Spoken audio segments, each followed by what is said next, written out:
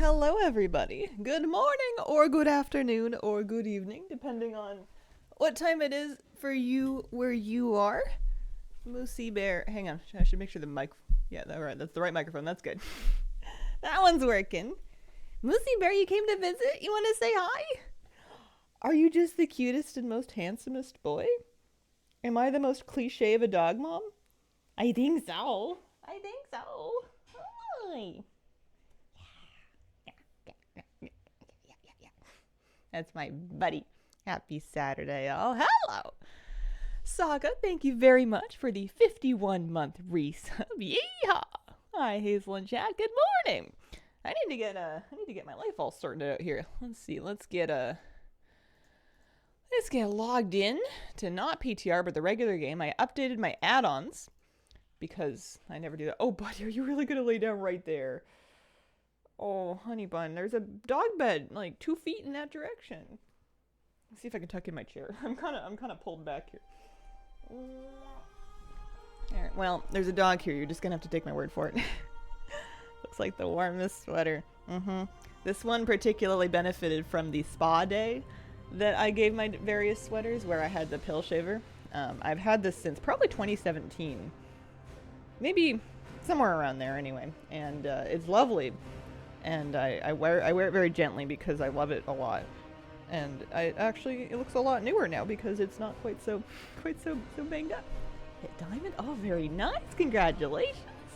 JG Break got Glory the Delver yesterday. Awesome. Oh man. Okay, let me see. We need air. No, we got air. I have a little bit of room to move around. I just don't want to run over your paw, bud. I don't want to run over your little puppy feet. You need those. It's frosty out today, and I took him out. We went for a walk, as we do in the morning, and he steps out onto like some grass to go pee, and it's all frozen, and he immediately with his feet goes, whoa, I don't know. Oh, that's cold. It's cold on Moosey's Tootsies. Okay. I want to do a few things here because I am finished with a variety of our recent goals. I am done with Plunderstorm. It was fast. I recommend duos. I am done with the BFA meta. I am done with the War Within meta, or at least the part 1 of the War Within meta that's available now. We finished a bunch of stuff over the last couple of days, so things that I still have ongoing. If in an hour and 45 minutes, any of us collectively remembers that Belladar is spawning, then we can do that for a chance at the Belladar mount. I keep forgetting. I keep meaning to do it on stream and I keep forgetting. Although I guess in the last yesterday I couldn't because I had to run off and go do raid testing, so that was part of the problem. Basically, no, we're not done with WoW. I want to farm in the Siren Isle. Actually, I want to log on here and see what I can do for just like BFA reps. I want to drink my coffee. I want to farm up at least 1 torrential fragment on the Siren Isle. And I want to maybe pick a Mog farm. I had a lot of fun doing like the random Mog farm. Or maybe I'll go around with World Quest achievements and do World Quests for transmog that I'm missing. I think if I log on a plate character, there's going to be a ton of stuff that I don't have. But a dungeon grind might be kind of fun too. I really like doing Maw of Souls when we did that recently. That was really fun. Tombstalker? I don't know. What if I just have enough mounts, man? What if I'm just, stocked up? I'm all good. I need a little bit of gold so that I don't feel so bad about buying the rep mounts. And then Paragon rep. That's a good one. Let's do that. It looks like, there's a Waking Shores quest for a bow mog I don't have. Doesn't that seem like a good idea? If I do all these, will I get this done? What if we take those guys out? Yeah, there we go. That's much better. Emissary-wise, it looks like we've got Talongee's Expedition again, so we can go do that. That will probably not get me a Paragon cache, but they're the easiest way for me to keep working on them. That nice chunk of 1,500 rep or whatever per go. Really, staying on top of that, I think, is the only way I have a chance of farming out the toys from the BFA Horde rep Paragon caches. So for at least, and it only takes like, I don't know, 10 minutes, something like that. It doesn't feel like very long. My plan is to farm out. Oh, yeah, here, we'll start over there. Farm out some of those. If you could sneak in a desk drum roll and some good mojo for this dang Ashgahat world quest that will not spawn. Oh, that might be a long drum roll. Ashgahat world quest. Gotta start farming old presets. They always get the best mog. Aw. You guys can't see because he's not doing it on camera, but Moo Bear is being so cute.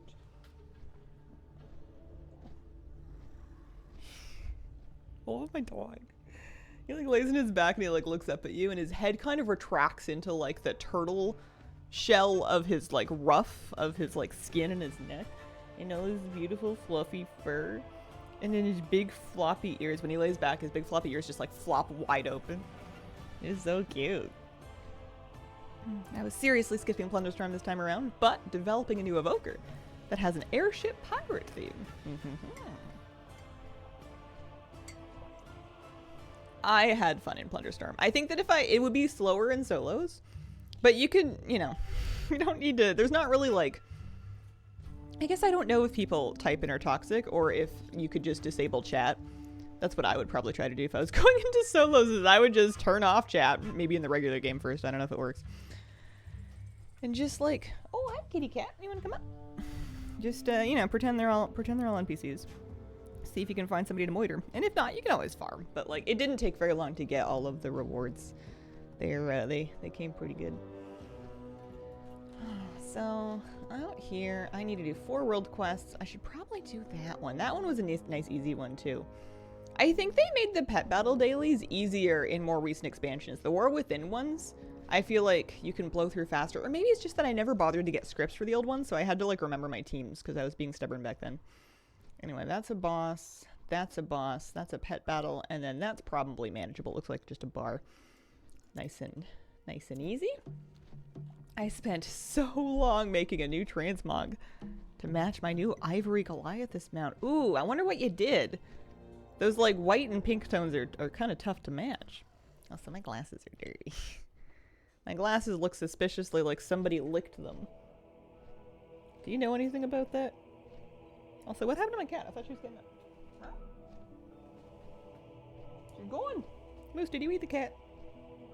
No. It wasn't me.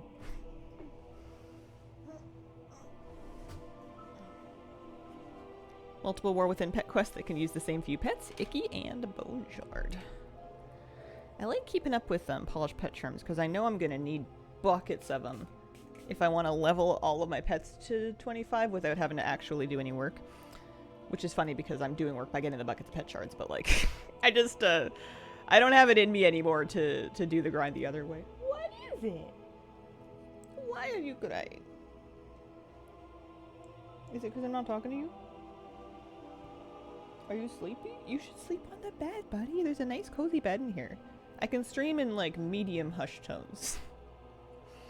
What do you think? Oh, I think that later we should all the things random roll an instance to farm. I'm excited to just have like 3 hours to stream today. Raid testing was good yesterday and I'm glad I went. It was important that I did so, and I did get footage of all 3 bosses. I'm hoping to get more in normal. There's gonna be a normal clear tonight at like 6 Pacific that my group is putting on, that they're still I think looking for people for. On PTR, so that'll be good. Hopefully we can see more of the fights. There's a couple of phase 2s I didn't get to, but it was good to see them. The concepts seem really cool. The mechanic names and the theming and the rooms and the concepts of the fights are so fun. This might be my favorite raid, the one that's coming up, the Goblin raid. It's so funny. There's a mechanic where he targets people with screws and you have to run around and drop your screws, and the name of the mechanic is "You're screwed," or no, it's "You're a screw up," and then if you get hit by a screw, then you're screwed. I'm simple and I think that's funny. Lozu? This is Marsh Dwellers. I do have a team. See if I've got a script. I don't have a script. I'm just gonna grab one. I think that's the reason that I don't do these BFA pet battles as much, is I just never set up, I I never set up scripts for them. So this one's called Marsh Dwellers. If I'm menu, we're going to, what is this? BFA. World quests. Oh, you know what I need to do that I'm totally not going to do today? I need to do the family battler for War Within. I haven't even started it. We're at Nazmir, Marsh Dwellers. I used to just do this with like, yeah, this will work. Let's just do this. I'm gonna kill my old team for this. Yeah.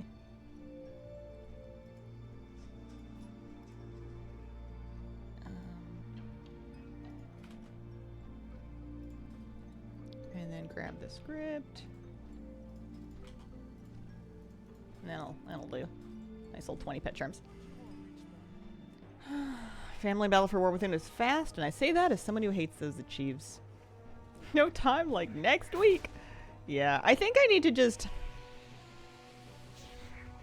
either do it in one big session where I like import all of the teams. That's the hardest part. Actually executing it is not a big deal.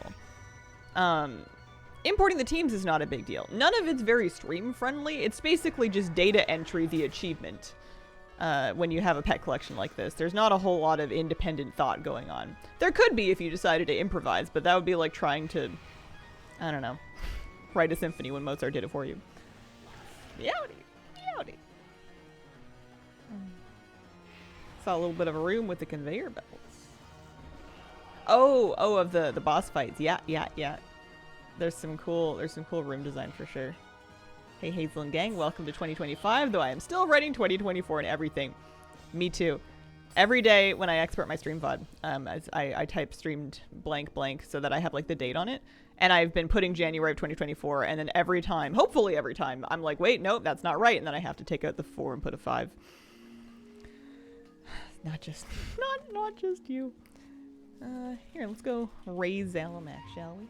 I do have the 1800 pet achievement. I have 1,830 unique pets. I'm 30 pets over. I remember when I got that achievement, I was completely blindsided. I did not know it was a thing. I was not prepared. I had no idea. I was like, wait, I got something. Wow. This is a Magcar Orc Hunter. I also have hunters that are Darkspear Trolls, Night Elf. Oh, what else do I have? I've got a goblin that's a Bengal. I have a selection. I have a variety. This one's Magheart Orc though, and she's wearing Magheart Orc heritage armor as well.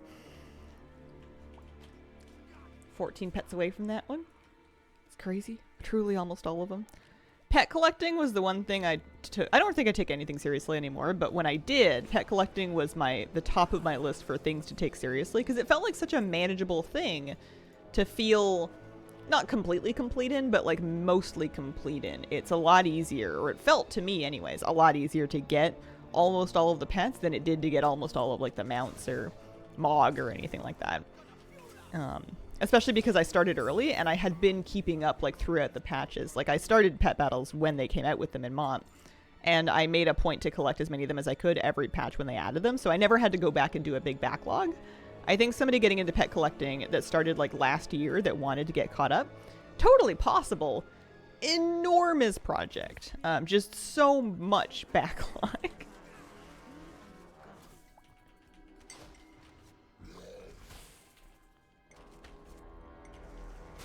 Need about 70 more for the 1800, and I feel like all 70 are terrible grinds. I am that someone. Yeah, if it was me, I would like just kind of try to put blinders on to most of the grind and just focus on whatever parts specifically in front of me. But I am historically terrible at that kind of thing. I am queen of getting overwhelmed by a big project and not being able to like shut out the parts of it that you're not working on in order to just do something. I am emperor of freezing and doing nothing and then getting stuck because something seems too big and scary. That is my homeland. Over 1486, trying to catch up with you. I felt that way until I saw the new promo ones. Yeah, I don't get promo pets anymore. Unless they're absolutely dropped in my lap, I don't bother. If it's... I do still do shop pets, and that's something I should really have a talk with about myself. Have a talk with myself about. Okay, so Talengy's expedition is at half done. Should I see if there's anything specifically that's granting extra reputation? It looks like there is. Or maybe I should be like working on Tortollan dailies every day. What does it look like when you do get reputation? Oh, it looks like that. So that's a Voldenai quest that gives extra Voldenai rep.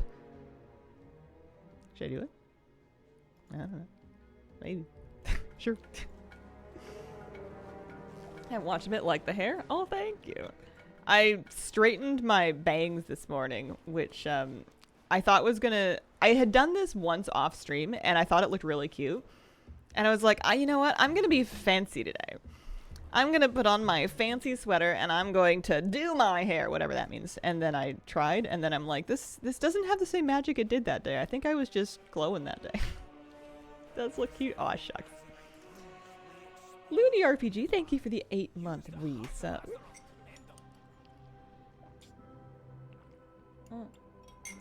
Welcome back, welcome back.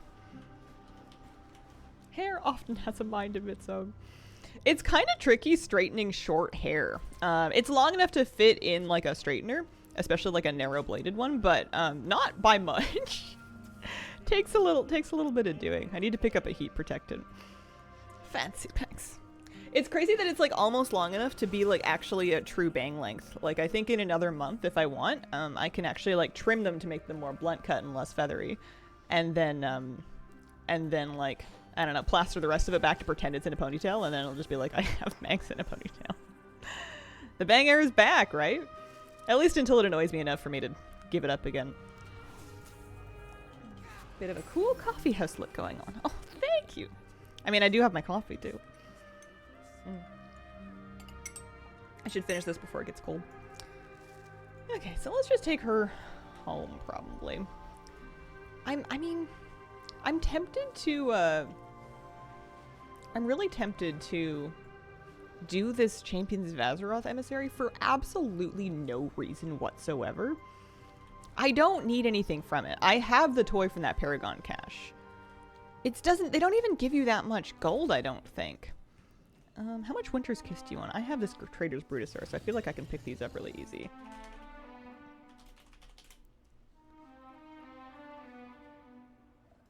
Uh, 19? Yeah, I'll spend 25 gold for a little bit of rep. See if I don't. How much rep? 75? I don't know if I would do that for, like, all of it, but... Anyway, I gotta put this character away. I think that I'm increasingly not accomplishing stuff. Hi, Hazel. Happy Saturday. Happy Saturday. Got a haircut coming up in a week or so, and it is much overdue. Can't wait. Oh, man. That feeling when you're like, you know you're due for one, and you're just like, oh. All right. Some of you may get snipped, but that's a sacrifice we are all willing to make. Alrighty. Shall I farm up a torrential fragment? My goal is to farm one torrential fragment. If I get a thundering fragment along the way from the chest, that's great. But my plan is to farm one. Unless I farm for an hour and I don't get one, in which case, chalk it up to just a bad luck day. And then move on to something else for today. It's been cold here, so I've been putting off getting a haircut, but likewise, I need one.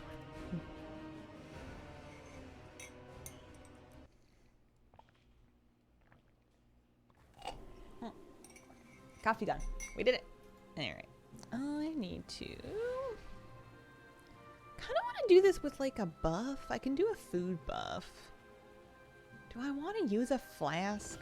I suppose I can afford one. Maybe I'll look and see what a cheap flask is worth. I'm going to be grinding for an hour. I may as well pop something. Also, I completely forgot to do World Quest for Mog. But now that I'm done with the BFA and the War Within metas, it doesn't seem as important for me to keep up with the World Quest achievement thing. I wanted to check in on, I don't know, like an alchemical chaos. Don't mind me, I am an alchemist. I just haven't made it in a while. 165. Yeah, alright. Fine. Fine. I'll farm 1% faster. But it lasts ages because I have the alchemy thing, so that's good. Let's get ourselves into the storm, and we'll pick up some bombs. What I should do is get into a group. What I'm going to do is not get into a group. Because I'm stubborn and I like farming it alone for some reason. Impressed with your commitment, I still have 0 fragments. The advice that Stream gave me to just do 1 per day is truly the finest of advice. Really makes the whole thing feel... Because you can get a fragment in like an hour, maybe an hour and a half if you're really unlucky. Probably way less than that if you're less stubborn and farm in a group. Really not that hard to get a fragment. It's if you're trying to sit down and grind out 7 that you're gonna feel like you wish you'd never been born. So just doing, you know, taking some time and spreading it across different days has really made it feel a little bit more reasonable. New car collected today. I love it. 2 degrees Celsius though, so the roof is staying firmly in place until roughly May. Congratulations. How is this expansion for new players? Don't have any retail experience.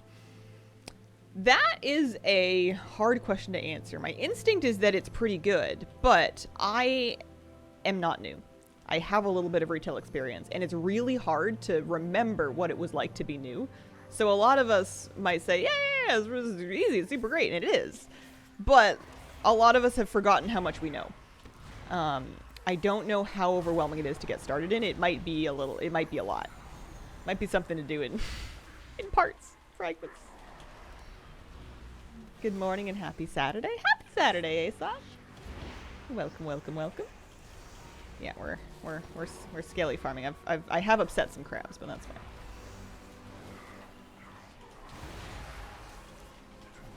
We have some health pots. We have some bombs.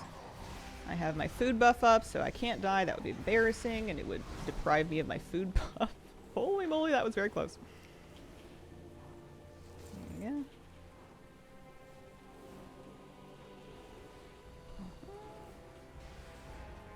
New players in the newcomer chat have said nice things about starting with Dragonflight. And that is, I believe, where it begins you by default, so that's it. That's good. Why am I taking so much damage? Was I taking this much damage last time I tried to do this? I must have been. I'm not doing anything different. I'm wearing all my gear. I'm still 632. I must have aggroed more elites or something. And let me tell you, the new players were often unhappy in BFA. Happy Saturday. Perfect way to start my birthdays by watching your stream. Happy birthday! I hope you have a magical day.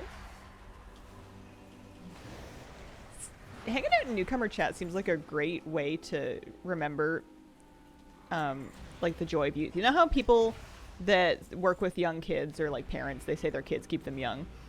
I wonder if hanging out around new players or just, like, reading the kinds of things that they're talking about would help somebody who's, like, cynical and jaded and felt like they'd seen it all to remember all the wonder and the joy of being brand new to this game. A lot of people wish they could go back and be new again.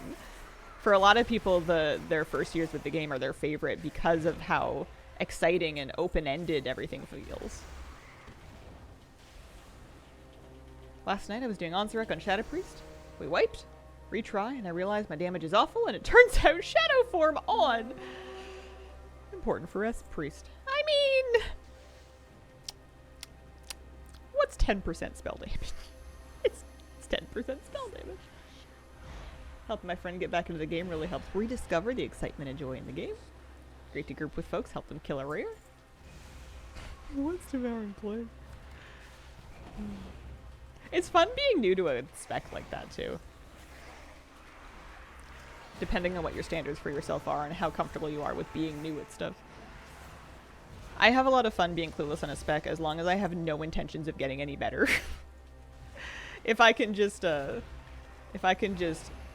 know, run around on a demon hunter and press random buttons and be like, what does this do? And have no intention of ever actually learning what that does, then I'm having fun.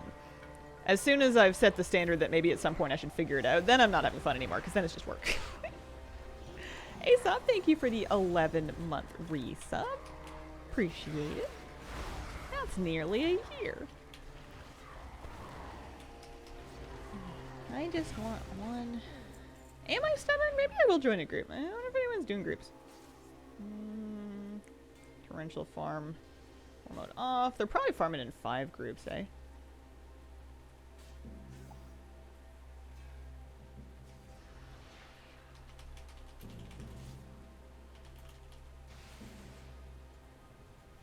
Torrent. Frag farm. I'm out of war mode, right? Yeah, okay. Always worth checking. There was a couple of achievements recently that I was getting into war mode for. Always good to have a little look-see.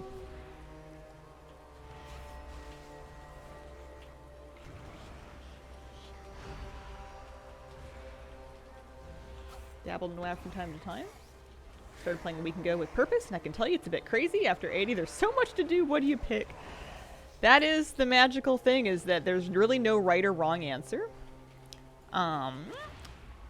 A good early project, though, if you're not sure, is to work on your item level. And you can do that if you want. It depends on if it sounds fun to play with other people or to play on your own.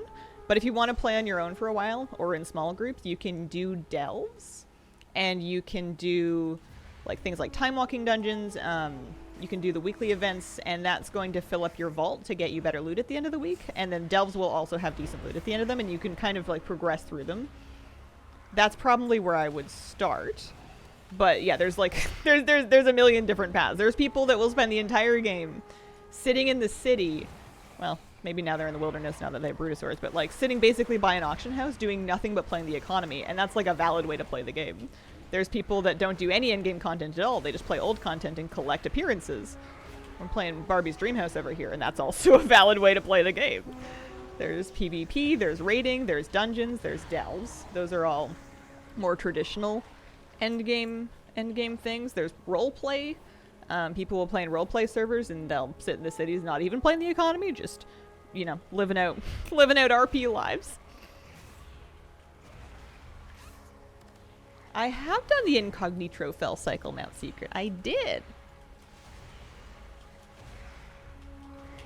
In Midnight, you can literally play Barbie Dreamhouse. Oh, I forgot. That's right. That's right. That is coming.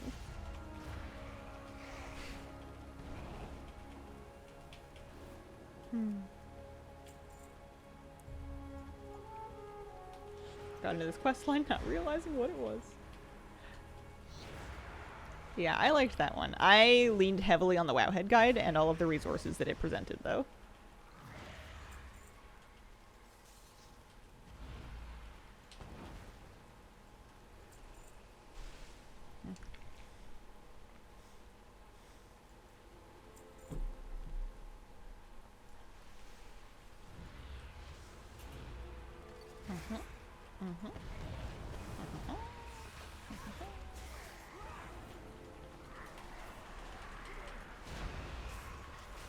UO was a nightmare for housing.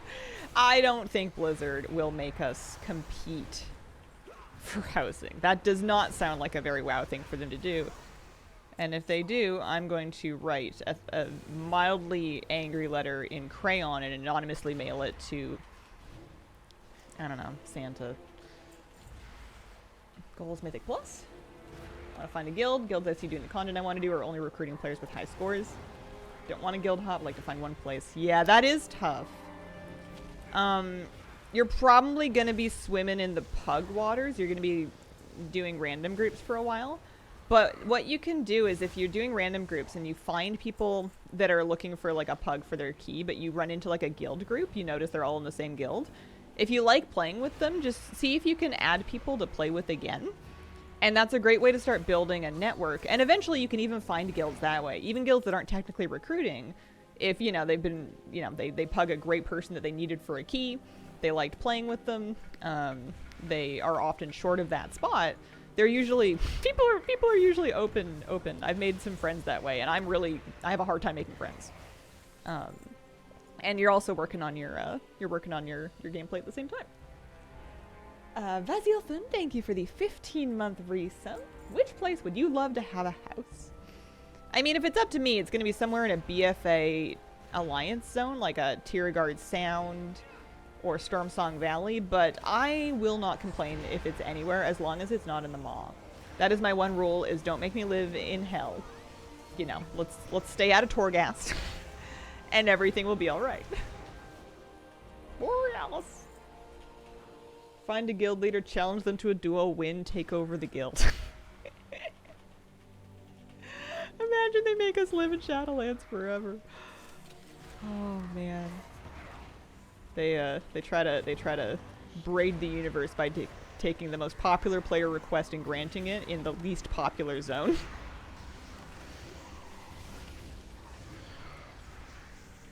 Having a house in the mall with a huge, bright, bustling garden would be kind of hilarious.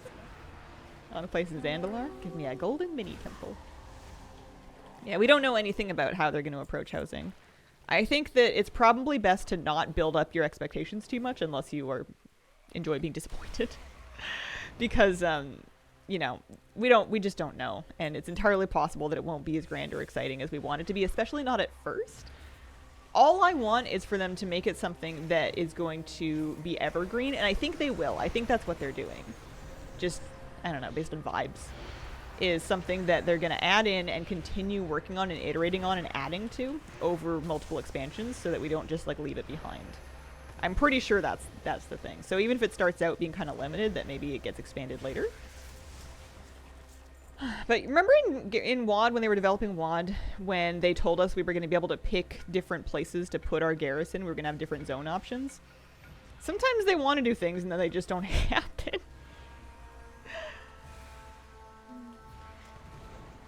I wonder if the Horde could have a house in Stormwind. That would be weird. That would be a weird thing for them to do. Do you think we all get one house, or can we start a real estate business? If I had to guess, you would have one house. I don't know if it would be different between alts or if it would be a shared warband house. I would hope, if it was up to me, I would prefer for it to be shared across my warband, because otherwise I'm going to have one really nice house in my main, and then my alts are all going to have, like, default generic house because I never did anything with it. But, yeah, we're just guessing. We don't know. What if it was a small town of other players? Hope we can buy multiple houses with limited. Let's try to not recreate the IRL housing crisis in WoW. You know, we're here for escapism. We're here for wish fulfillment. You got an awful lot of millennials and otherwise around here that just want to pretend that they can buy a house. Let's not give it all to a landlord class. Holy moly. I know you're joking, but it's funny. My level 80 goblin landlord would be vicious. Undead house as a crypt would be awesome. Guild garrison, yeah, maybe. How multiplayer versus single player houses would be kind of a contentious issue. The only good thing they could do would be to have choices. But you really don't want to lock features behind multiplayer and guilds, because there's going to be players that are really excited for houses that don't play in a guild and never will, and they will be very let down if you have to, I don't know, if it's like a guild specific thing. I think they're going to be warband wide, but I'm just guessing. Oh, applicant. Somebody want to come farm?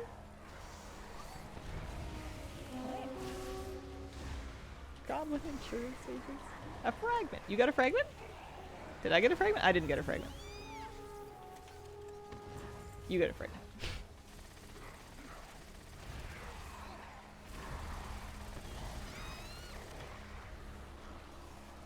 Oh, I did it at long last. Congratulations. It's your first one, right? That's exciting. You're on your way. The real question is, do you put it down for the day or do you keep going? You know, it's Saturday. It's up to you. Becky, thank you very much for the 67-month resub. That's a stream veteran right there. Holy moly, thanks, Becky. We've gone through so much in 67 months. When was 67 months ago? How many years is that?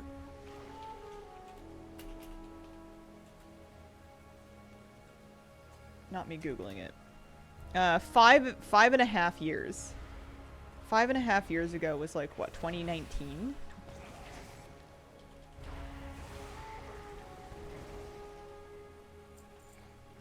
Or 5 years and 5 months. Yeah, that is 5.5 years-ish.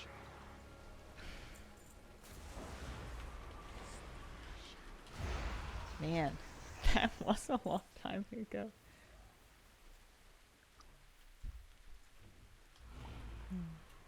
Don't listen to me.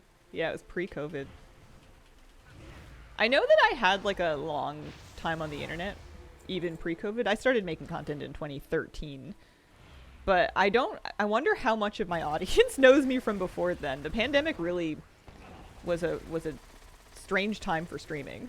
Oh, there we go. And there we go. Opened it up a lot. A lot of people that didn't used to watch streams started to. June 18th of 2019. Wow. Found you in June 2020. That's crazy. I feel like you've been here forever. I feel like my life's memories are kind of split up to like pre-pandemic and post-pandemic a little bit. With the pandemic being like a weird little conglomerate in the middle. Hazel had the best pet pelicans. That's how I found it. Here for the midnight farm. I don't even remember when that was. I'm gonna get as many things pulled as I can here. First or second cooking stream, can't remember which. Those were a long time ago. Those were pre... The other thing that I tell time by in my memory is when I started coloring my hair. I had natural colored hair until about 2017. And then I self-dyed it for a year, and then I started going to see Britt. Apparently about 51 months ago. Yeah, brown hair. And we've come full circle. We got brown hair all over again. Maybe a little bit more gray in it this time. That's alright. Found the stream for the Dragonflight launch.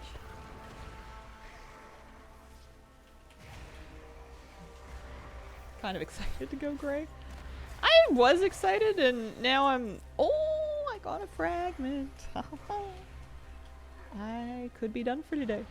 That's fragment number 4. As long as I do this on 3 separate days, then we are officially making progress. Finally have some gray hairs coming in, kind of like it.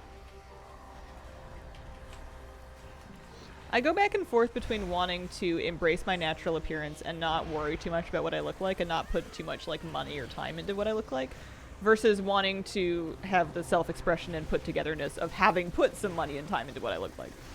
I go back and forth all the time. I don't think I'm ever going to settle on like a look. I don't think I ever will. I think I'm going to do different things continuously for all of my days. That sounds like me. Hair isn't very dark, so they don't stick out dramatically from the natural color. My gray hairs are a completely different texture from my brown hair. Like they're wirier, they curl differently. They don't like sit flush unless they've been styled to do so. Used to pick every gray hair out and then it became overwhelming. I figured if I removed all my gray hairs, I would just have really thin hair because you know how like if you plucked your eyebrows a lot in back when that was a thing? I know it still is a thing, but like back when it was a thing to like overpluck them, then after a certain point they wouldn't grow back normally. I don't want to do that to my head. I want the hairs on my head to continue growing in for as long as they feel like they want to. I'm so old I remember fish cam. I want to bring that back one day. What can you do with the fragments? You get 7 of them and then you create a rune key. It's part of a mount farm for Thrayr the Stormcrow. Eyes of the Siren. This is the mount. You need 7 of the torrential fragments that drop from storm mobs here. Yeah. Be careful of harsh dyes. Oh. I might know something about that. At the end of the day, my logic with hair is that it is just hair, and it is your hair. And that many things can damage it. It is, in fact, impossible to have your hair be perfectly undamaged, because even getting wet can apparently do some amount of damage. And also staying dry. There's really no winning. So, you know, do what you like, and just, you know, it's good to be aware of what you're going to do. Like, if you want to have your hair colored, if you want to have your hair heat treated, you can do that. You can do either, you can do both. The more things that you do to your hair, though, depending on your natural hair stamina, the shorter you might need to keep it, though, because if your hair is super long, the ends of your hair have withstand more years of whatever it is you're doing to it. And if you're doing a lot of stuff to the ends of your hair, you're not going to be able to keep it as long without it starting to split. That's all. So it's not a problem. It's just something to think about. If you want to have super long hair and you also want to heat style it every day and you also want to color it and you don't naturally have some kind of a magical iron hair, you're probably going to want to just wear wigs. Because you can have super long heat treated color styled hair for a while, but if you keep doing it, it's going to wear out. Midnight was actually December 31st, 2020 on the last attempt of the day and the year. Wow. That was a wild time. How come you're farming tarantula fragments? Have I missed something?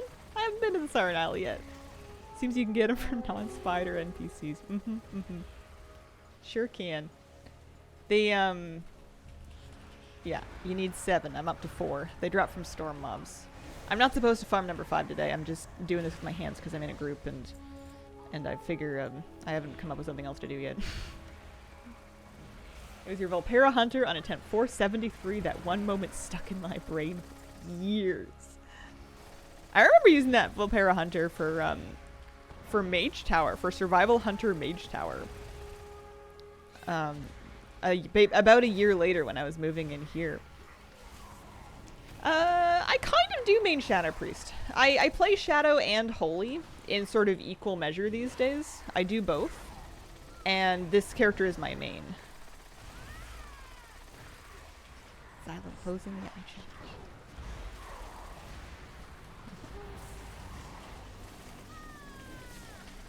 This is the first season that I've ever really done both. Like, I did Keys and Raid to the highest level that I do on Shadow and Holy. I actually, like, normally I would favor one or the other, but I really did both this time. You edited music in the clip? Look at you. I did used to try sometimes. I used to have, at one point in my life, I had set up a button on my stream deck to hotkey in, like, music into the stream for drops. I wanted to kind of like soundboard myself an emotional soundtrack to moments like that, and I never remembered to hit the button, so I eventually just gave up on it. But I was gonna there was a time in my life when I had this dream of like being the maestro of my own stream symphony along with all of the natural little moments that happen. Doing all time 12 keys, it does sound really hard. I was talking to my Mythic Plus group, and apparently I am tapped for healing for that, so I'm going to have to really figure out what I'm doing next season. And I'm going to have to really figure out very early if I'm going to do it on a Holy Priest, or if there is a better healer. I know they're making changes, so we'll see what Holy feels like in Keys, but I felt for the first time at like a smidge of a disadvantage on Holy, and I have no interest in playing Discipline, so we'll see. Maybe it'll be different for next season, and if it's not, then I need to find something else that I want to play and do that, because I do want to get that mount. Or at least I want to try, and I want to spend that time with my friends. I don't know about back to Prevoker. I don't want to be a lizard. I don't want to be a lizard. I keep saying you say, thinking you're saying tarantula, didn't realize it's torrential. I thought you just found like a cute joke.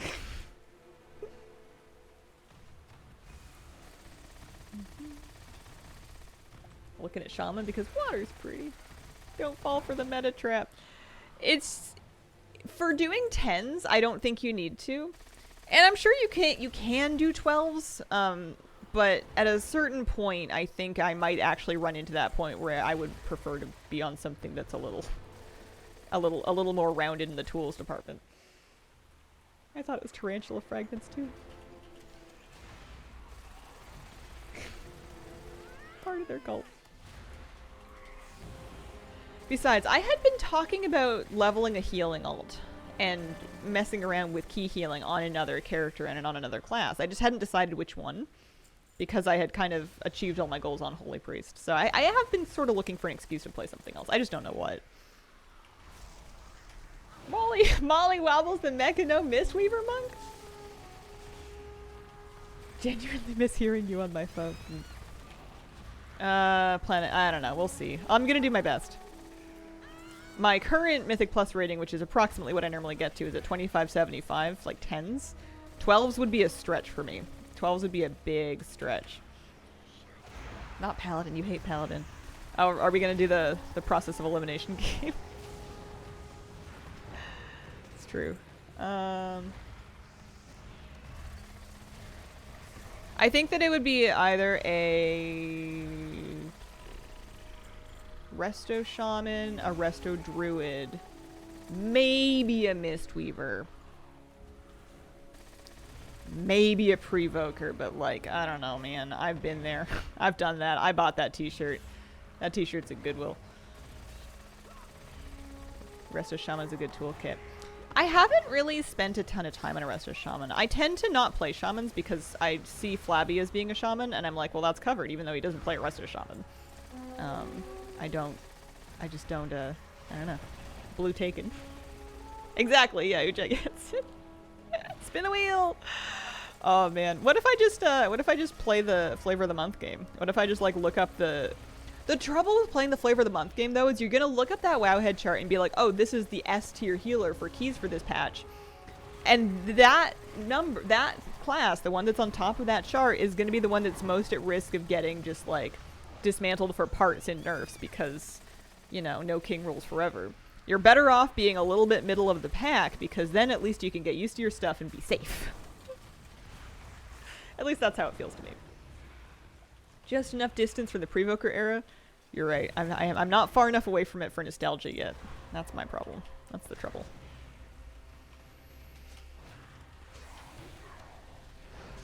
Yeah, I don't know about randomizer. It's gonna randomly stick me in like a disciplined priest or a holy paladin is what it's gonna do. I like reptiles. I just don't want to be one. Are you saying strive for mediocrity?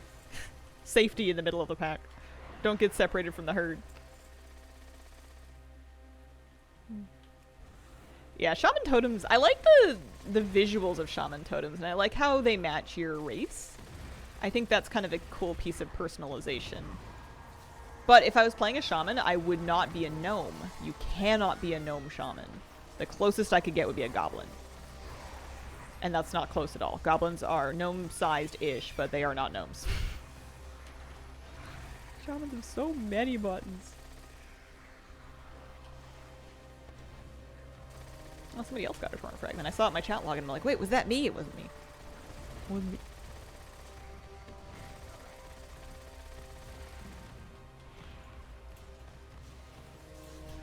Dwarves. Yeah. There's Volpera. That's true.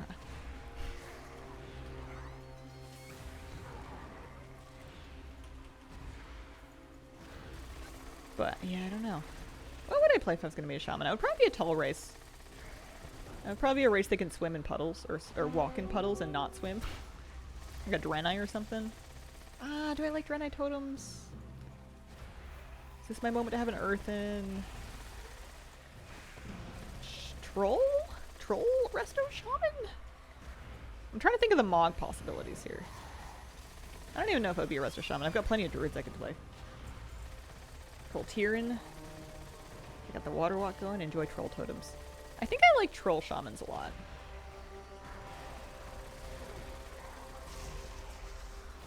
Leveling my goblin shami so I can heal in 11.1. Oh, Acadian, thank you very much for the raid. Welcome, raiders. I hope you had a lovely stream. The Siege of Orgmar shami set. Yeah, I got some good, I mean, especially from playing Remix, we've got some good Mog options. I'm definitely more familiar with the R-Druid kit. And now that I'm not PvPing anymore, it's not like I have to save it for PvP. I used to have this weird idea that if I PvP'd and PvE'd on the same spec, I was gonna get all confused about like what the spell priorities were. I especially didn't want to do it on the same character because I would set up my bars differently for PvP versus PvE, and I did not like mixing and matching. So for years, because Resto Druid was my arena character, I didn't really want to heal keys on it, or if I did, not on the same character because of that mixing and matching. But now that I've kind of quit PvP, I don't really need to worry about it anymore. Cultirans also have the benefit of being thick. I think you enjoyed it too when you were playing your Cultiran. Oh, that's right. Didn't Barnacles have... Barnacles had a healing moment. That's right. I forgot. Because I also have a Tauren druid named Petal Bloom, who's kind of like a quintessential... She's like a high mountain Tauren. I don't know. I don't know what I want. Maybe Holy Priest will work out and I'll just play this. As long as I can have some fun with my friends. I just want to feel needed. I just want to feel like I'm part of a team. Our druid in keys, I find stretches the limits of what I can do with my default UI because of how many HOTS they have. I use default frames. I use raid style party frames. And I love them. I use them for healing raids and healing keys, and it works great.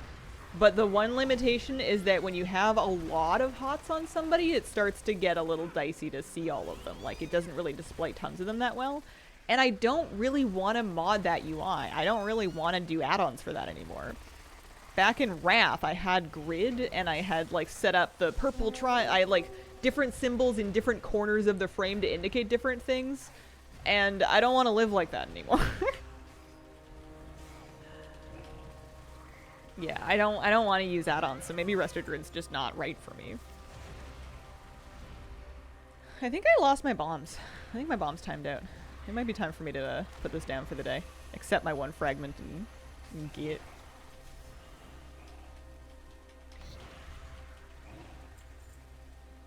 The only reason I was getting away with it in Arena is I was checking HOTS on the actual target frame, because in Arena I only had 2 other people that I could target. I am going to drop group and leave it to somebody else. I'm going to leave the storm, and I can probably just leave this character over here. Beladar in 1 hour.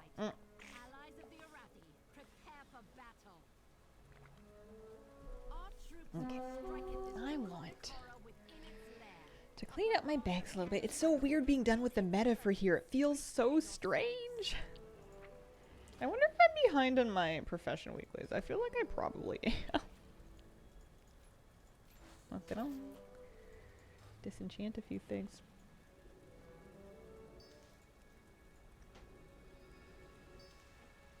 That's time walking. I definitely don't want to DE that. I did get my time walking buff for the week, so that part's at least finished. We are done with that.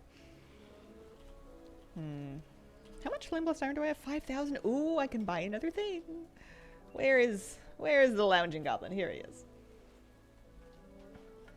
Isara, thank you for the 43-month resub. Appreciate it. I'm gonna... What have you got for sale? I can get this. That's the pink ensemble. Or I could save up for the wave shredder. I don't know why I'm not grinding for this faster. I feel like I maybe should save up for it, because I'm gonna wear, like, I like all of these things. I do want to collect all of them eventually. It's just kind of a when question, you know? Like maybe I should just save up for the map first. Alright, I'll hold on to my iron for now. Drown Lair's opening in a minute. Maybe I should go do Narathor. I still need... Oh, I love that Johnny laughs when you mount on him. Hang on.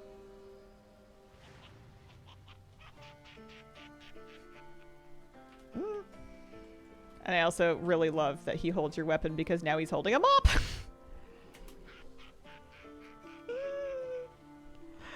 Best day. Clean up on aisle 7.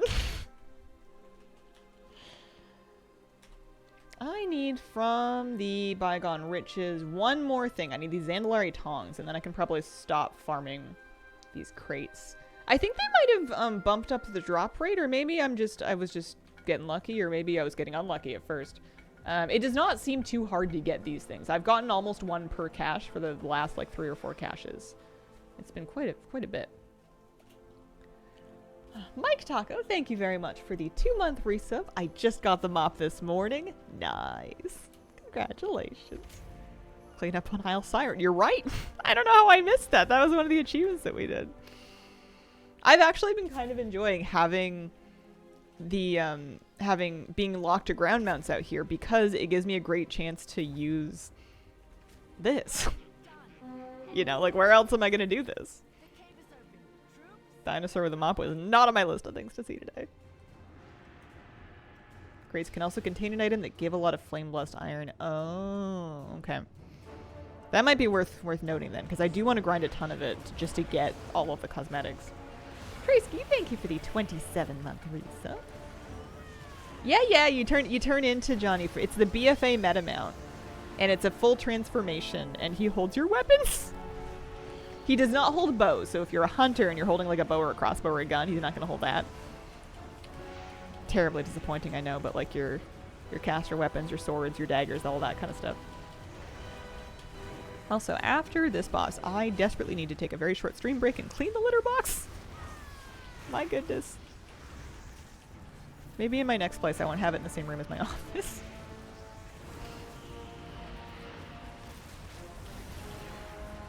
My journey begins. I need this with the slappy fish weapon.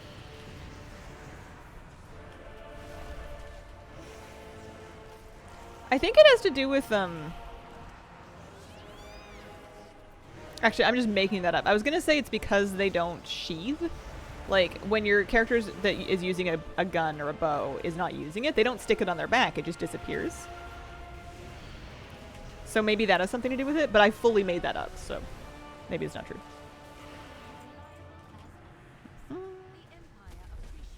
Alright. Create a bygone riches. Any Zandalari tongs in here? Nope, just 12 flame lust iron. Okay. I'm gonna tuck my character right about here. Actually, maybe I should just hearth her. I will be right back.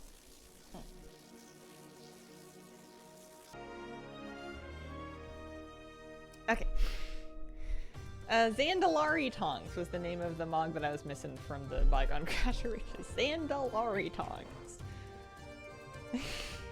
What do you think I said?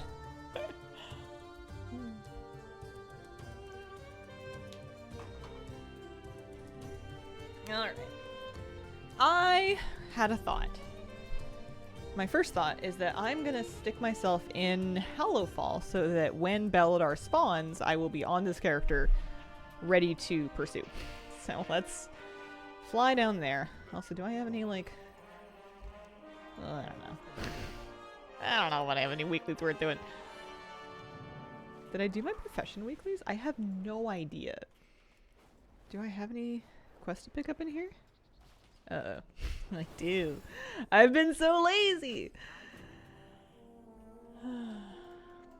PvP pet battles, not in years. I have done a fair number. Let me see. If we go to battle and we go to achievements, we go to...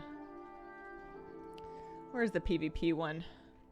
Deadly Pet Brawler for the trainer title. I've won 308 PvP pet battles out of 1,000 needed for the trainer title. I don't know why that says 350. Oh, I guess with level 25 pets. Very strange. Yeah, 308 for the trainer title. So not nothing. Not enough. Yeah, 1,000 is a lot. It very rapidly devolves into a rock, paper, scissors with the meta. And the other thing is that it very... some of the meta teams, depending on when you're doing this, are going to be very slow, like very long turns. Like a lot of endless healing and attrition battles, and it's just so boring. There's nothing worse than spending 15 minutes in a PvP pet battle that took you 20 minutes to queue for, only to lose and get no credit. It's like my utmost respect to people that do it. Yeah, we're working on that.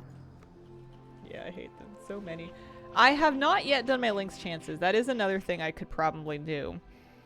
It's another thing I should probably do. I guess it's Saturday today. I only have today and tomorrow's stream, and then I'm out of stream, so I should probably look into it.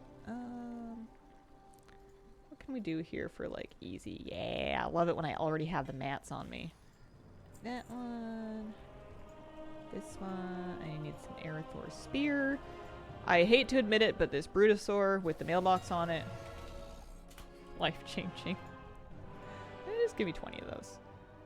And I already had a Brutosaur, too.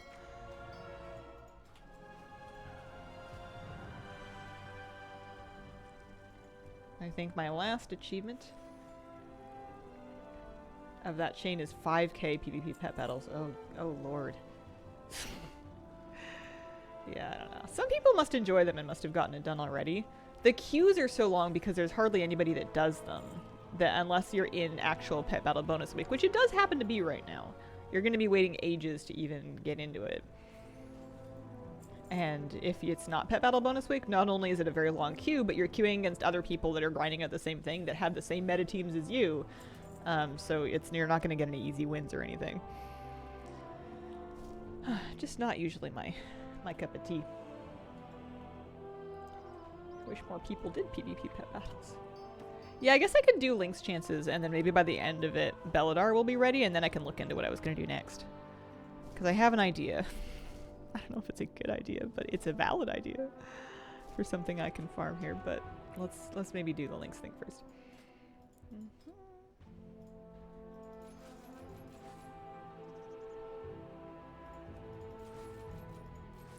Now that I've done that, I've got all of the herbs to 35. I've got flasks and potions filled out. I guess I'm just going to start filling out things to... I mean, it's just for the skill points. It's just for an extra 5 skill points per... There's no harm in it, though. Because after that, there's nothing to do with thaumaturgy.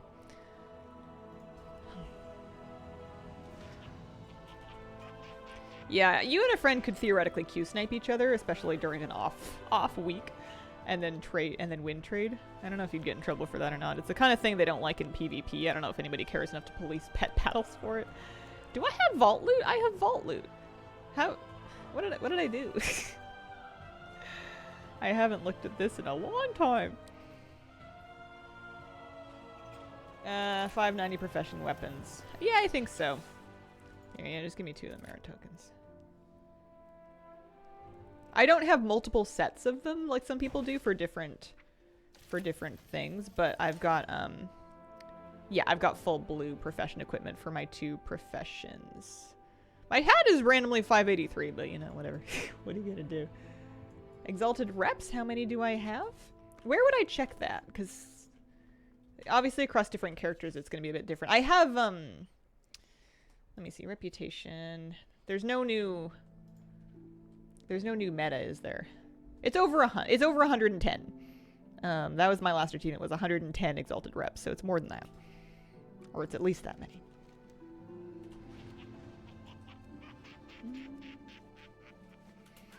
I can't believe we still don't have this Dauntless Imperial Lynx. Isn't that crazy?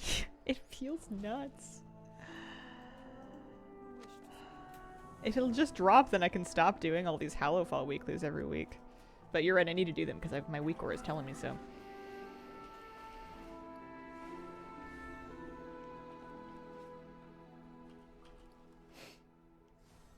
Not sure how they could make them more appealing. Pet stone rewards or something for winning. It's just... I don't know. You're a crowd of people that like pet battles and that like facing other players with a chance of loss is not a huge Venn diagram. Still haven't gotten the mount from Awakening the Machine. It will not drop. Oh, I'm so sorry. Are you still doing it every week? Are you brave enough to do multiple characters? It's such a... That one just is kind of... It's just so boring because it just takes a while. There's no speeding it up, really. You know that. You don't need me to tell you that. Gosh. I'm not even going to pick up the Wax Weekly. I'm not even going to worry about it. I'm just going to head out here and start these weeklies. I might... I'll stick some of these things in my war bank. I don't know. Maybe I should disenchant. Am I really going to get like a Fury Warrior or something? Maybe I'm better off just getting some shards for weapons.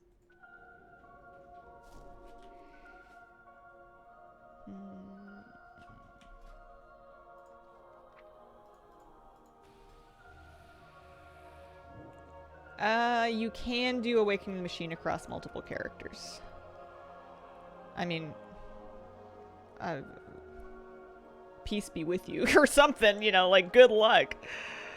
Guard your sanity with your life. That's a lot. It's a big grind if you're gonna repeat it, but... A little bit more profession knowledge, sell a couple more things. And then we can start picking up these things. At least we'll be in the zone when the, we'll be in the zone for when... Whatchamacallem? For when... I could sell that. That's funny. The auction memory socket for getting an auction house in your garrison. Are they really still valuable? Is somebody gonna give me 20k for that thing? Where did I even get it? A dungeon? Time walking, probably. It's not a consumable. It's probably miscellaneous. 50k. Alright. I have not been keeping up with the fishing weekly because I got everything I wanted to from it. There's only one more mog that I'm missing, and it's a mog that I have already. It's just a different item ID for it. It's the stinky fish mog. So I decided not to worry about it. Awakening the machine just needs a big red button that sends the waves faster. That would help a lot. That would be a huge difference. Although, I don't need it anymore because I got my mount, so it's all the same to me. Look at me, I'm not helping. Oh, wait, I'm good for you. Oh, for the, yeah, for the fishing thing.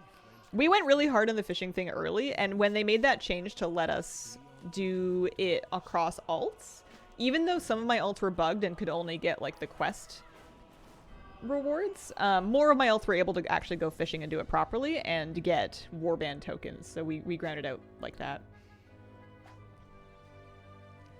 So I'm gonna start by just trying to pick up as many of these quests as I can, especially within this sort of area.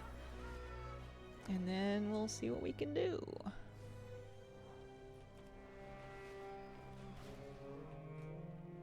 Was it not here? No, that's Hill Homestead. You'd think I would have learned where all of the fires are by now, having done this for what feels like many weeks to try for this cat mount. Nope.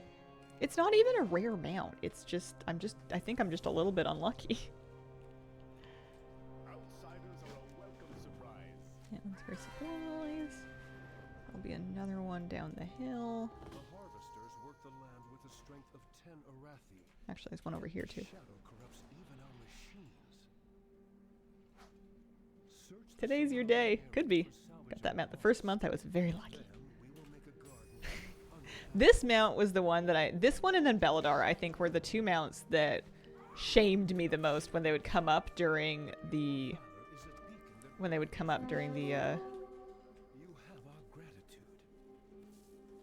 the mount off for the anniversary event, because I was like, because a bunch of people would whip them out and I would be sitting there like, oh no, I don't have it.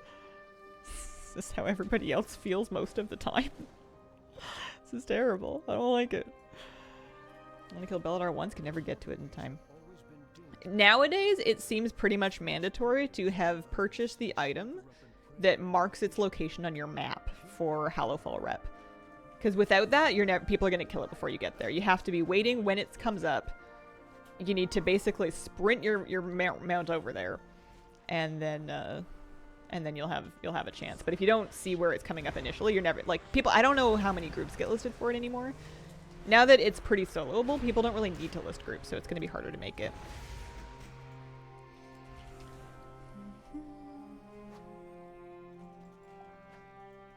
Don't forget to level up Bran, get those achievements done. Yeah, I might forget.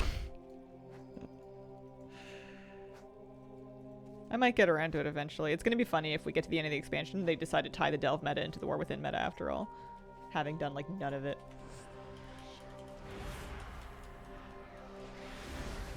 Got my last 3 key fragments for the Siren Isle bird mount yesterday. I'm so glad I'm done. Oh, congratulations! That's a lot of fragments to farm in one day. I think Delves are great content. They just didn't really land with me. But they seem to have done really well with a ton of people, so I think they're a huge success. And like a great format on which they can iterate too. This is only the first version of them. I think they can probably work on them and make them better. Just didn't land with me yet. Maybe at a different point in my life. McTaser 2, thank you very much for the 60-month resub. Doesn't seem like 5 years, but the subscription doesn't lie. Thanks for all the interesting things that you talk about. Aw, shucks.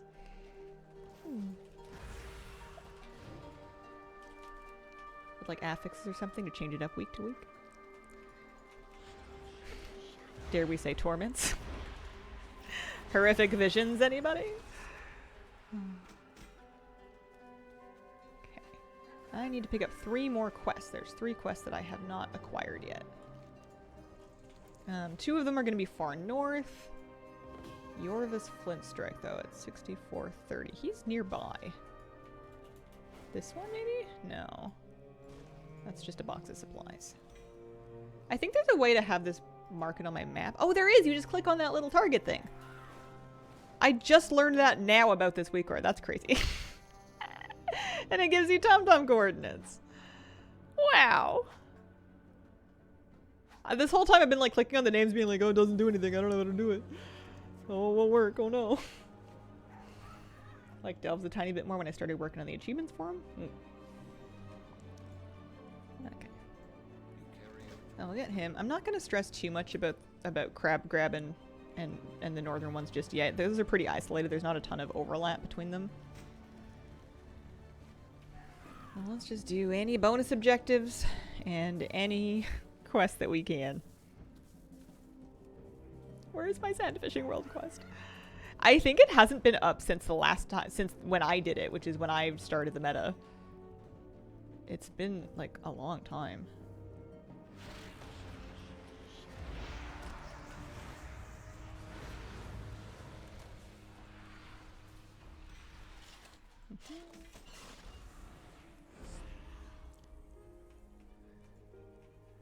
Oh, it's because I have a quest. I'm like, why is it easy for me to fight these this time? When did I get this item? Did they hotfix this in? But I just happen to have a quest that actually wants you to, gives you a thing to fight them with. I like Torghast. Missed it. Didn't like being forced to farm it for player power. That was my experience as well. I hated Torghast in the first month of the expansion because I was busy, I was stressed, I did not want to feel like I had to do something. I didn't know what was going on with it. And I was salty about the whole business. I was not a happy camper, especially because I was trying to play Shadow as well.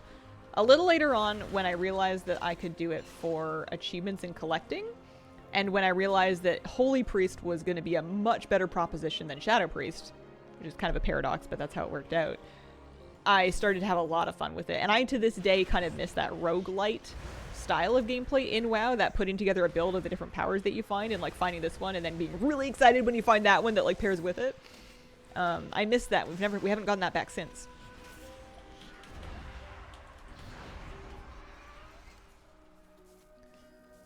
I don't know why I'm activating this harvest bot. They're not going to help me. They say they're going to help me and they don't. Riot Girls Gaming, thank you for the 56-month resub. Good morning. Good morning. Lots of big number subs coming up today. That sounds like Plunderstorm. It's kind of a theme with me that I hate things when I'm new to them, and then once I feel a little more in it, then I have a lot of fun. But also, yeah, Plunderstorm is kind of mixing together the different powers. You're right. You know, you get your ranged stun, and then you get your thing that you can combo with it, and all of a sudden you got a party. So bored in Torghast, my spec got almost nothing. Yeah, some specs and classes had wildly different experiences in Torghast.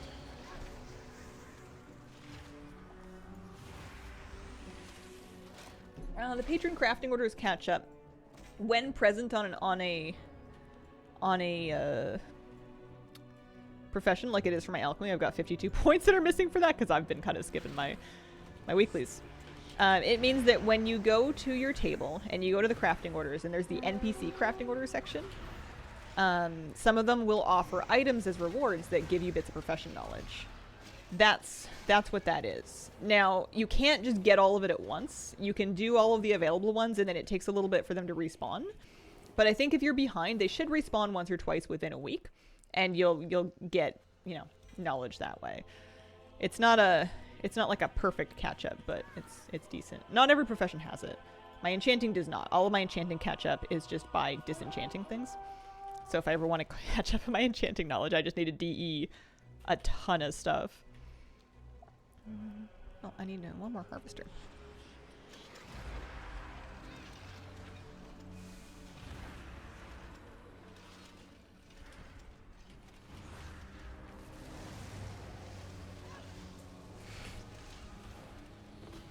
That's an awful lot of words. I hope you feel better.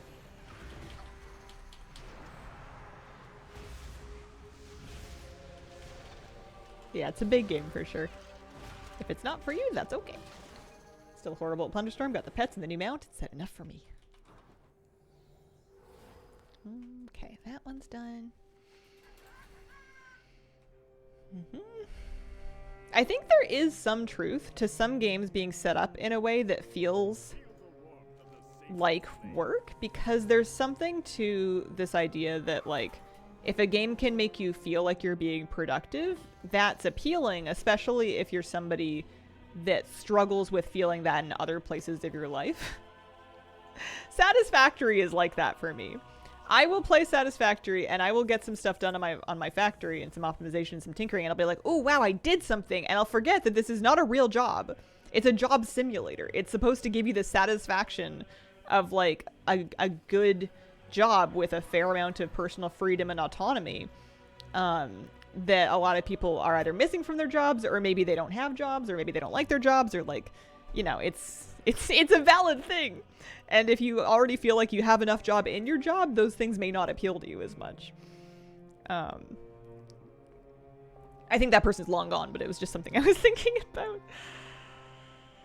Jumped into The Witcher 3 recently, and I'm enjoying it far more than I expected, despite knowing it's well loved and applauded.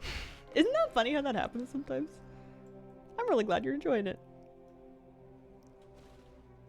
I have that on my to-play list. Okay. Sometimes I feel like I manage my WoW golden economy rather than my real life money.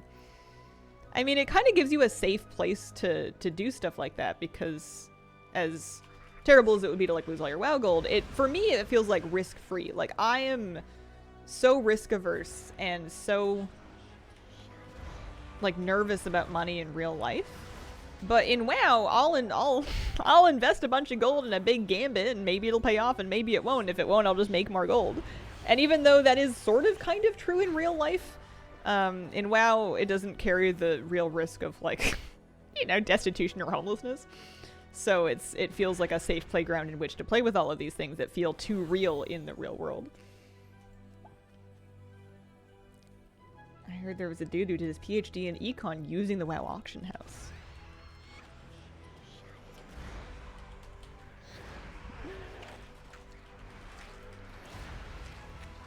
Imposter syndrome makes me feel more productive with my WoW gold than real money, because I never feel like I'm actually earning my real pay. Ooh, wow, that's fascinating.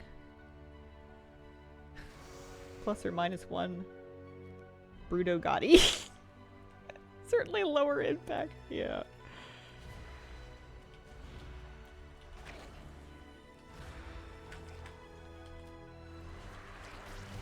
Some jobs definitely like that. I've been doing this job since I was like, what, 20? 21? 21. I'm not 21 anymore.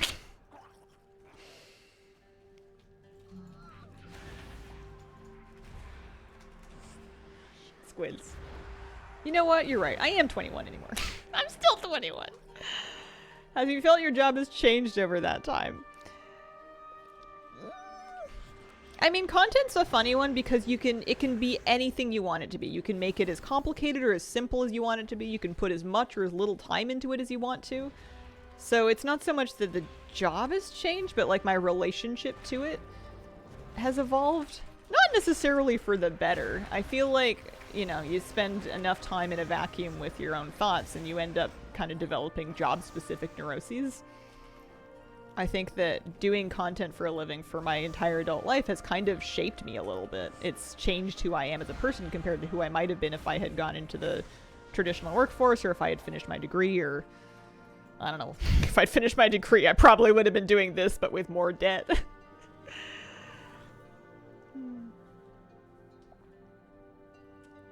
Yeah, I was baby. I'm sure one day I'll look back on this era and I'll be like, I was still baby. You know. I'll never be this young again. Had to grow a beard so I look my age.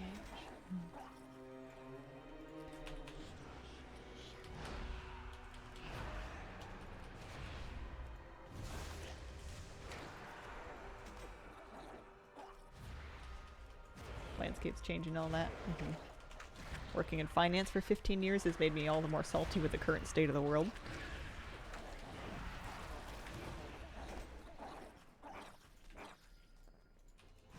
very insulated from other people. I have a lot of control over who I interact with and for how long.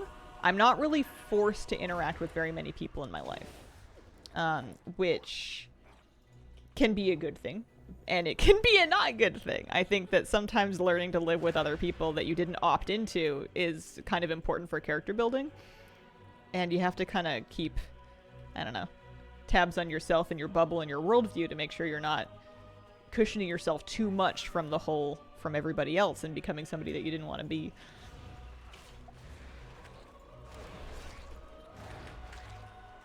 Kind of forced to interact with all 12 of us here. But that's the thing, is like, if I didn't want to, I mean, and I would eventually stop being able to pay my rent, but I could turn it off. Or if there was like any one person that I was like, I do not want to talk to them, I could ban them. If I didn't have cause, it would be kind of controversial, but like, I can basically disappear anybody at any time for any reason. It's the weird thing about streaming. I choose not to because that's messed up, but like, I have a lot more control here rather than like when I worked in customer service or like in a public facing retail job. Somebody can come in and they can decide that they're going to take up your time, and they can do that. And there's nothing that you can do to make them leave, really. Especially like when you're just like a cog in the system and you don't own the store or anything like that. You're kind of beholden to the whims of people that want to take up your time, which is not something that happens really anymore. Switching to a client-facing job from one where I interacted with only a few select people has been a massive 180, but I'm happy I took the plunge. This is the dark shadow government of the street. Disappearing people.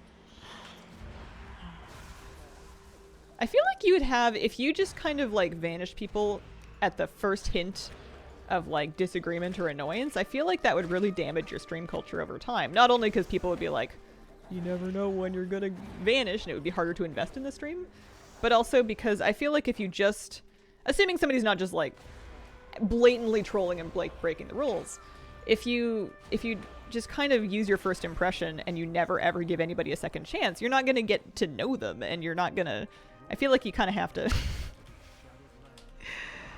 I don't know if being a tyrant is very good for you, basically. The Hazel Shadow Void would be very cozy with plushies.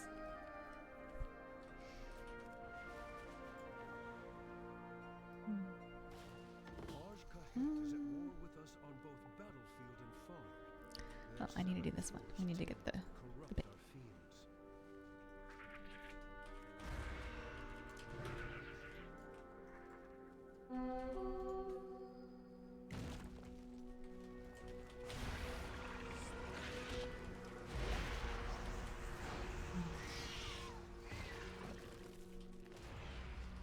Lots to think about.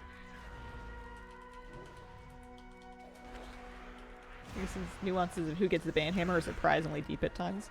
I'm sure my mods are frustrated with me because I am really slow to take any action if anybody's a regular but causing problems. You know, we don't have any problem just like axing somebody who just comes by to start trouble, but like it's really tough to, and I think there is some amount of like middle ground that happens. You're good.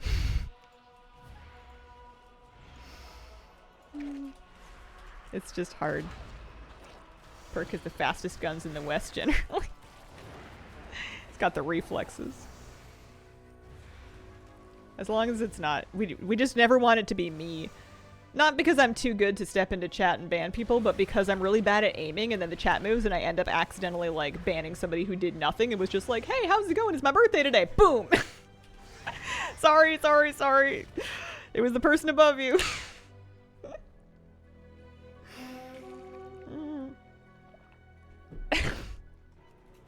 This is also why I do not mod anybody else's stream. I mean, not really watching streams much, but I have terrible aim and I cannot be trusted with the mod tools. Only my birthday can be celebrated. Wham! Well, that's how I got banned. I think we've been good about reversing the accidental. I'm glad somebody else knows how to do it because I don't actually know how to unban somebody. I've never done it. We don't do like appeals or anything here. I know some people turn that into content. I don't do that. If somebody like really truly got banned, they can move on with their lives. There are other streams for them to live in. They don't need this. This chat pretty rowdy, toxic, needs a lot of mods to keep it under control. We're just talking about this in general. Nothing happened. We're all good. It really is very chill around here. You guys don't make us work too hard.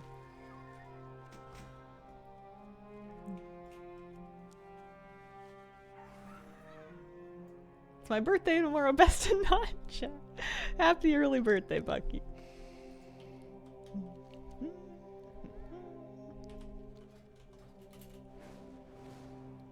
Those people who don't like pineapple on pizza gotta spend some time thinking about what they've done. It is 22 minutes until Belladar spawning, if anybody wanted to know. If anybody was worried about it, that's the current time. Yeah, let's do this one. Waterways have always been dangerous. Periodically clear my ignore list in WoW like a scheduled second chance. Aw, that's nice. I'm sure I still have people ignored from like 2011. That sounds true. I'm not a big second chance person. Character flaw of mine. It's kind of hard to burn the first chance. It takes some real doing, but if for whatever reason it happens, there's just other fish in the sea. There's other people. Best of wishes. Pie's the best. All hail the pie. There's people that don't like pie? Goodness. A lot of WoW streamers are more chill since the audience tends to be over 30. A lot of the streamers are over 30 now too. Like it's there. I'm sure there are some whippersnapper streamers that are doing very well, but generally speaking, a lot of the streaming community has just been here for 10 plus years. And even if they were 20 when they started, we're not 20 anymore.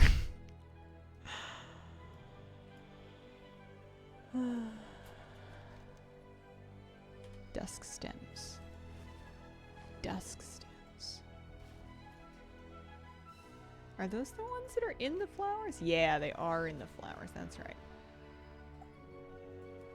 Some of us are over 50. We like to be in bed at a reasonable hour. WoW's been out for 20 years? True.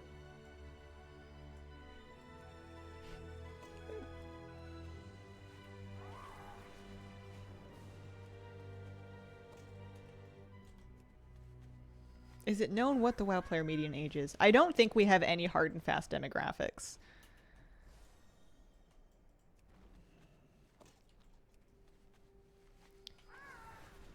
I don't think they've ever released them. I'm sure they have some data along those lines.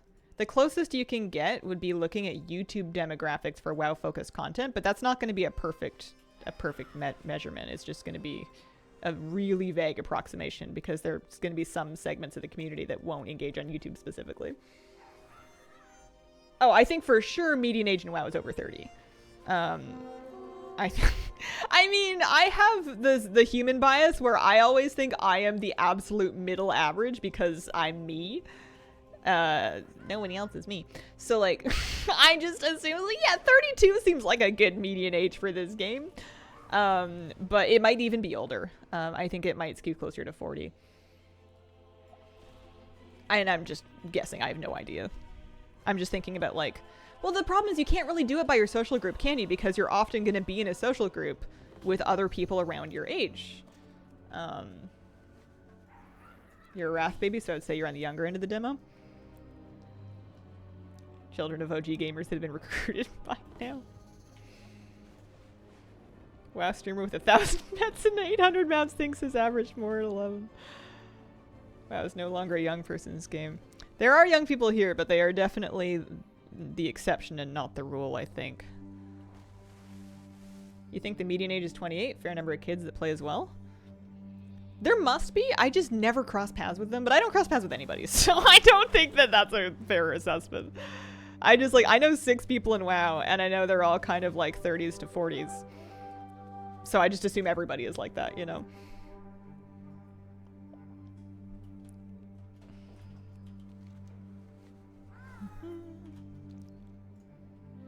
Even when I started around the age of 12, I only knew dads that played WoW and teenager cousins. 27, and I've been playing on and off since 5. Wow.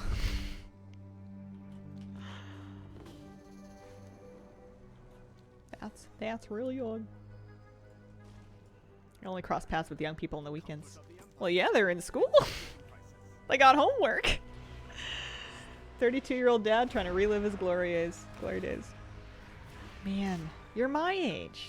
I'm your age.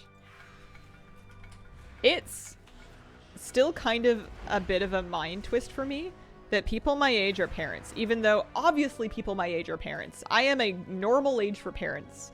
People my age have newborns, people my age have 5-year-olds, some people my age have 10-year-olds. It's not that weird. Like, if I had a baby, it would not be a teenage pregnancy because I am 32.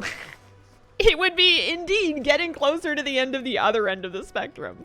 But like, it's just such a weird mental thing for me to see people my age that are just in that completely different space of life.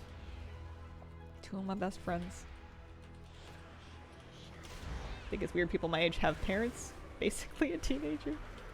Some people my age are grandparents. It's wild.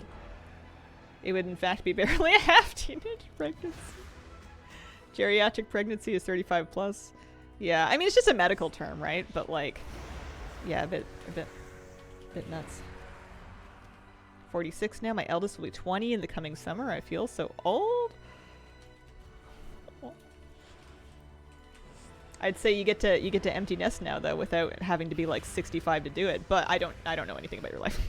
Some people never empty nest. Some people just have their kids with them forever, especially in this economy. 2 of my best friends' eldest turned 10 in November, and I remember holding her at 1 month old. It's insane. Oh, hi, kitty cat.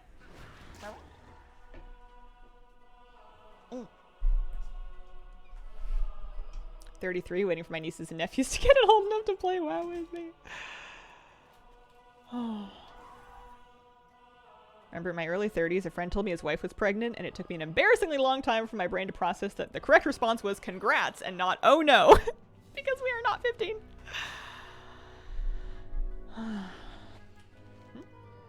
Okay. We're still banishing threats over here. Also, 15 minutes on Belladar. Oldest turning 16. He'll be driving. Where did my baby go? How can that be true? Eldest has her own place. Youngest 16. Signed up for driver's ed. Siblings are now having kids. Nephew just born on New Year's Eve. Do you get like a little bit of, do you get to like watch them do like the newborn years again and get a little bit of like, haha, your turn. Not me anymore. Yeah. So to find Belladar, there's an item that you can buy with resonance crystals. Once you're rep level like 23 or something, around 23-ish with the Hallowfall people, you can buy it on the rep vendor, and then it's warbound wide. It'll just show on your map for all your characters. Hi, kitty cat. Alright. Sad I turned 38 a few days ago. Well, happy birthday. Not where I thought I would be. Not getting much younger. I am a couple years behind you, but I had big expectations of my life when I was young. And I'm sure some people have big expectations of their life, and then they go do it, and then they live happily ever after. That has to be somebody. For me, my big expectations were doing nothing but make me miserable, and the more I learn to let go of them, not only the happier and better adjusted I am, but also the more I do. Like the less I've expected of myself, the more I've actually accomplished, because it kind of frees me up to do stuff and stop freaking out. You know, there's no right or wrong answer for how to spend your time on Earth, and there's no like specific amount of time that we even get, you know. I know it feels like there's a script and that everybody else is doing it, and that if you're not doing it, you're behind. But there's no like, you know, if you did this, your life was meaningful, and if you didn't do this, then it's not. Like, and you don't need me to tell you this. I'm what do I know, right? Like, but I just want to say that I understand, and that it's all right. Even if you live the rest of your days and you never did anything else, I bet it was still a beautiful life. People that care about you. special memories, and it wouldn't have been the same without you.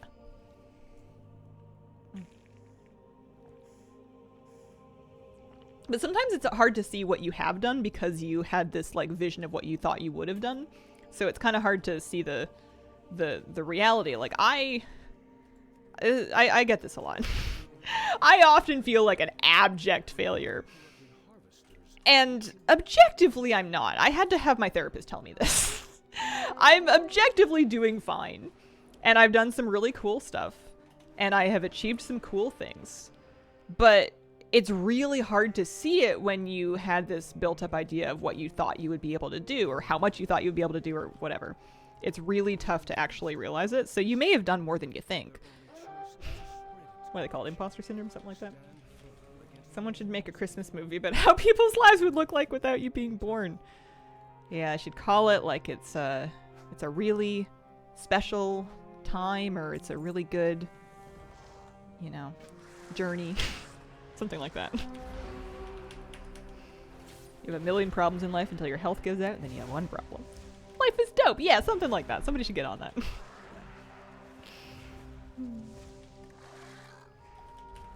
What did you see yourself doing? It wasn't like a super... I mean, when I was like 16, I had some kind of a specific vision about being like a virtuoso trumpet player because I was a band kid and I had no scope of vision.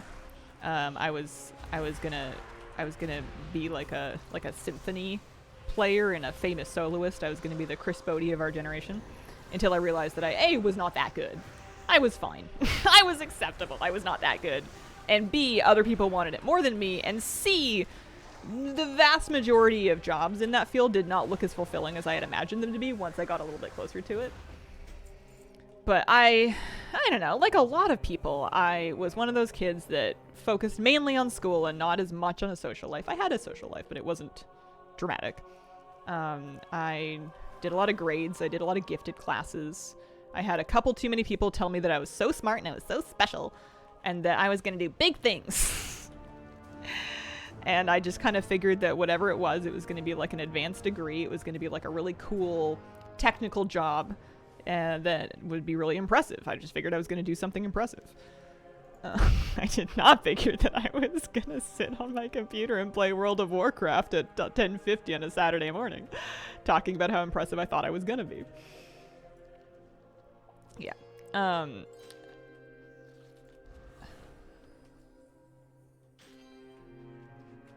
Never caught a Hazel stream before. Hi from all the YouTube viewers. Hello.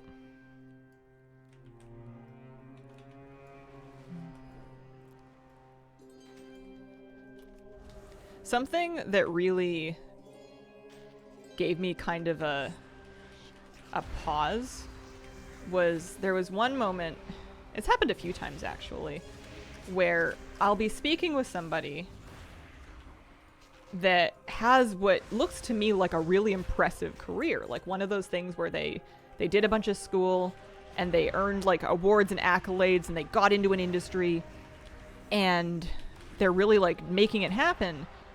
And they're super burned out and they're not making that much money and they feel like they got kind of used up and spit out by whatever industry it was. Again, I've had this kind of conversation a couple of times and they're asking me how to get into YouTube or how to get into Twitch or content because by all accounts, this is kind of the dream in terms of a lot of just like basic quality of life and like autonomy and, you know, like it's, I've had that conversation a few times by somebody who I would perceive as having absolutely won at life compared to my experience wanting what I did, which was just wild. Sounds familiar. Wish I did drums or something. I chose to play clarinet. I don't know why, it was hard in the lungs. I never understood how to play a reed instrument. I never in my life made a good sound on one.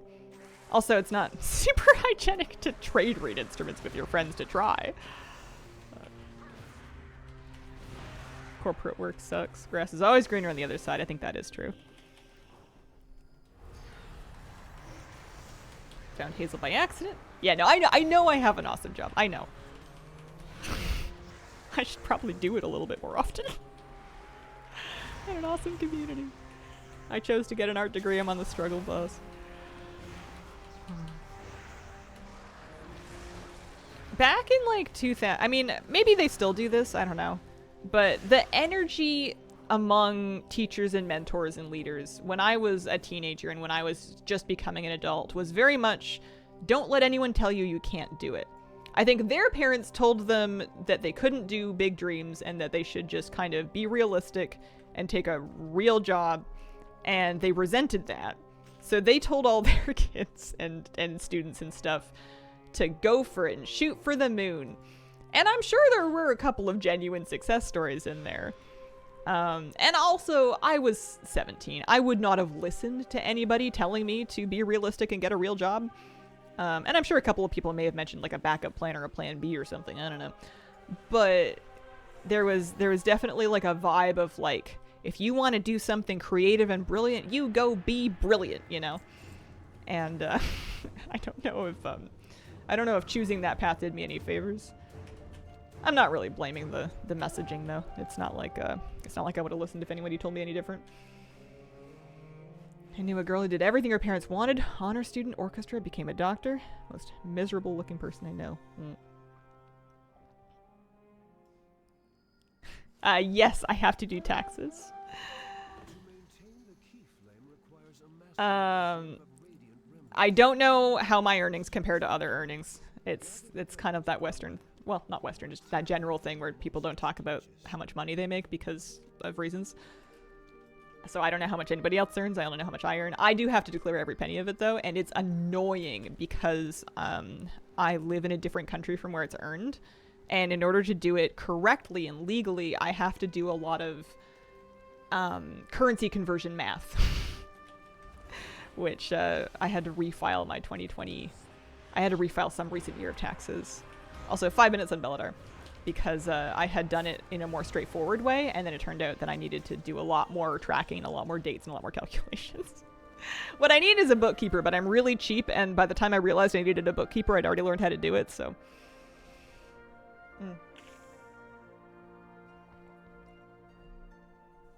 The funniest life realization I had was being like 22, learning a liberal arts degree is not an art degree. I don't actually know what a liberal arts degree is. Is there like... Are there other types? I don't know. What do they mean? What do they mean by liberal? A lot of butter on the toast? Do streamers try to base in tax havens? Some of them do. And that is behind some of the logic behind... Wow, that sentence is a nightmare. That is why you will see certain states gain more streamers. It used to be that once upon a time, all of the successful internet people would all kind of congregate in like LA so that they could all collaborate with each other. But as it became increasingly clear that that wasn't as valuable, you'll see more and more people moving to... I want to say Texas. I don't know that much about the tax landscape in America, but I do think there's a reason why you get so many streamers in Texas. Yeah, exactly. I did not do this. I moved home to be near my family. I live in British Columbia, Canada. This is quite decidedly not a tax haven.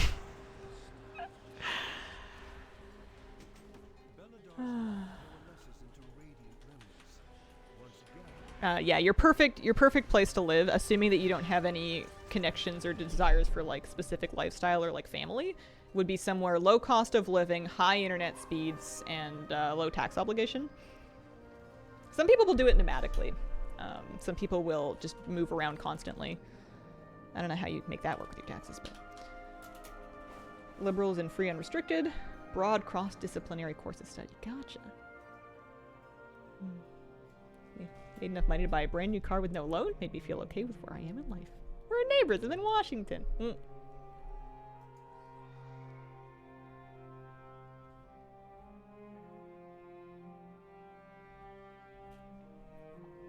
Remote work. So at least here, where you are physically performing your job is where you are residing, where you are earning the money.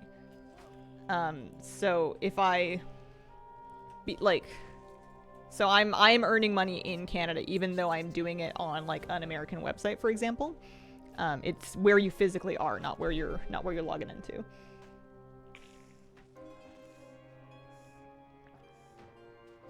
Yeah, Belladar tracking thing is totally account-wide. What's the SparkNotes version of becoming a successful streamer?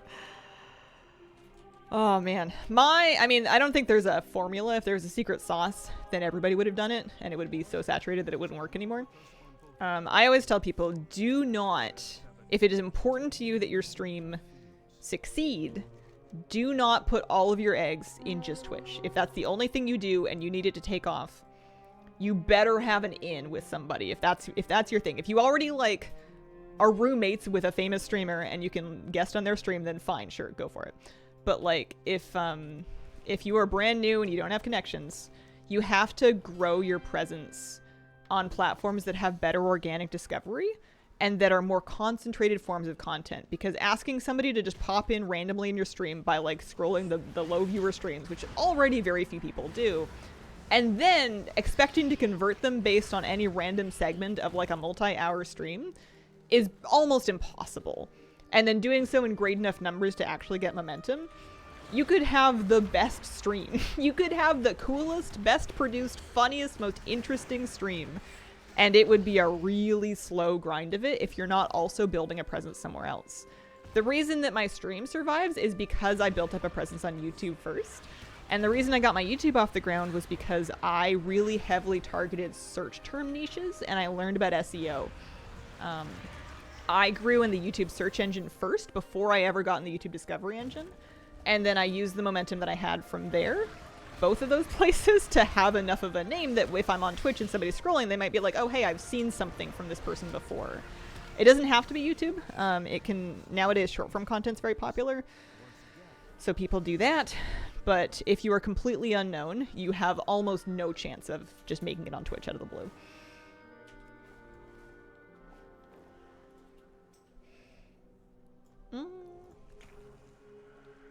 Doing Belladar race you there? Belladar should be spawning any minute now. I'm going to try to get to a central place. Hopefully without using all my vigor here. Where am I? I'm right here. Alright. Boss guides were what lured me in. Short and precise and not 10 minutes of hell. Yeah, SEO does change over time. I no longer have a good grip on it. I am too out of YouTube to know much about what does well on YouTube anymore. I would like to get back into it and figure it out. I just have some neuroses to begin to chip away at. Belladar party. Oh, far north here. Turn around. I like to pop into streams with 1 to 5 viewers just to chat with folks. They get so happy. I encourage folks that they get happy when you chat with them. After 1 full year of doing that and every day, nothing happened. Yeah.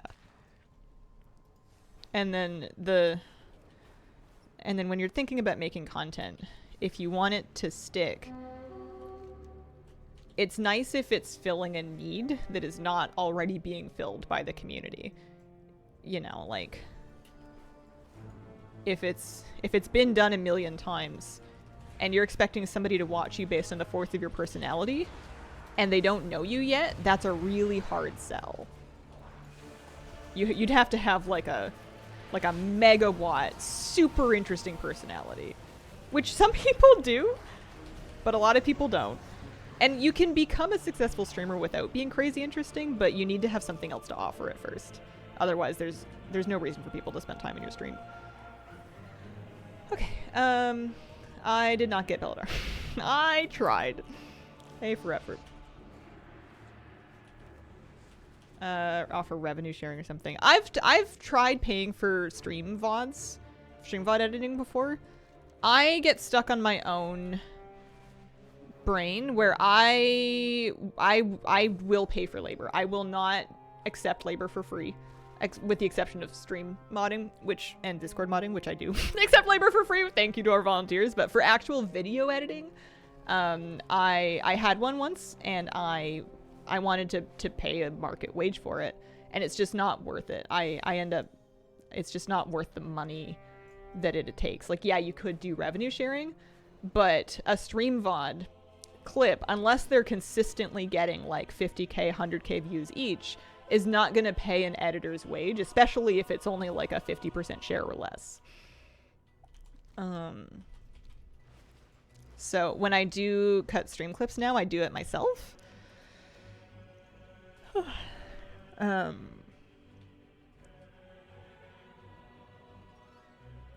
Crystallized augment runes. Work orders and then call to arms bags for LFR, right? Like if you're a tank and you tank Q LFR, I think you can get them that way. I do expect them to pick up in price for next year. I think those will be valuable.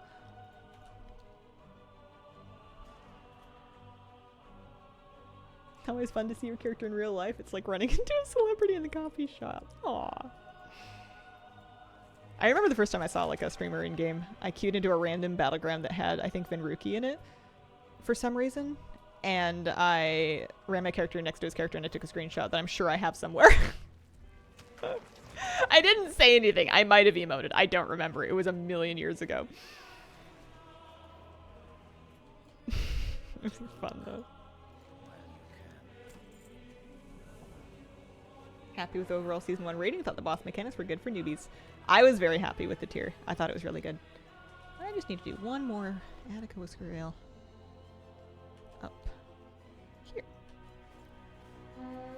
Have not seen the Raid Renown track. I didn't know there was a Raid Renown track.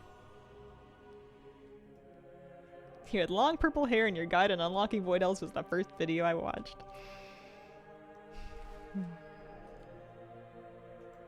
Ran into Venruki IRL at a concert in Calgary a few years ago, actually. I remember beating Swifty in a 2v2 arena screenshotting the score screen. I think I have a few of those too.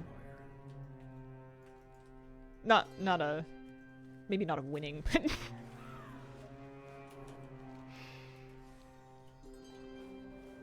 Need to find a guild for next tier. Want to progress with a group. It's my favorite way to play. Good guilds are unicorns though. YouTube videos, that stuff. I don't think we recorded it. You remember when you and I queued into Wealthy Man? It was right before BlizzCon, so we just kind of assumed they were like warming up. And it was like a random twos. And it was Wealthy Man and a mage with like, I don't know, some Resto Druid. And we did twos. And I was so sweaty and so nervous. And so worked up. I don't remember whether or not we won. I doubt we did, but maybe. I don't know. Screenshotted an arena. Are you? And boy, did I lose! There's something kind of fun about losing to like a famous PvP streamer, though. It's like getting punched in the face by Iron Man. You know, like it probably hurts, but you're going to tell people about it forever.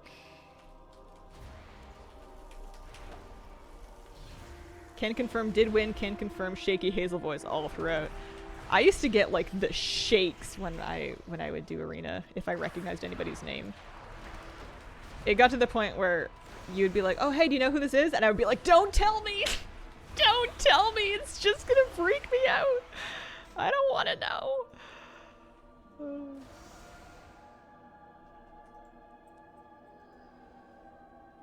There's a guild that called D&D has an open Discord for people to join into, whether you're in the guild or not. Been a blast doing pickup raids with them. Got me to 7 of 8 heroic this season. Nice. Now you're on the other side of that. Ah, yes, retired. Or you just mean that people are excited to see me. Hopefully nobody's getting the shakes. I'm not that scary.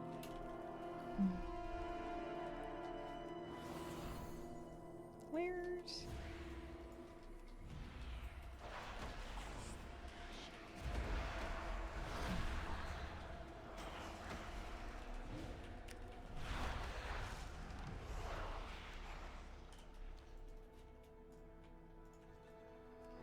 I think it's around the corner. I think it's always around the corner. I'd ask you for an autograph at BlizzCon. I would like to do BlizzCon again one year. Last time I didn't do it because of money. But if I could afford to do it and I had the time, I think it would be fun. Because also before I was all like, oh man, if I go to BlizzCon, I'm going to be too busy being at the convention and traveling to like make all the content. And then I realized I'm not making cutting edge on-time content anyways. Who do I think I am? Just go and meet some people and take some pictures and have fun, right? I would like to go again one year. That would be fun. Me talking to anyone. It's for the experience. Yeah, I think I used to think that I was going to get a lot of timely announcement content out, and it's just not that important. Do one big video from the hotel room talking about all the new stuff and the first impressions. That's all you really need to do. Trade autographs with anyone who wants one. Are you a fan of European WoW content creators or streamers? That's like most content creators, right? A lot of the WoW community is European. I don't actually really watch any content, including my own. Close my eyes if I'm editing my own stream, but I think there's lots of great people. All of them are US? No. Almost everybody I can think of is EU. Annie, T&E, Nagura, half of the PvPers, at least. I don't know anybody. I'm very shy. Oh yeah, I found the person.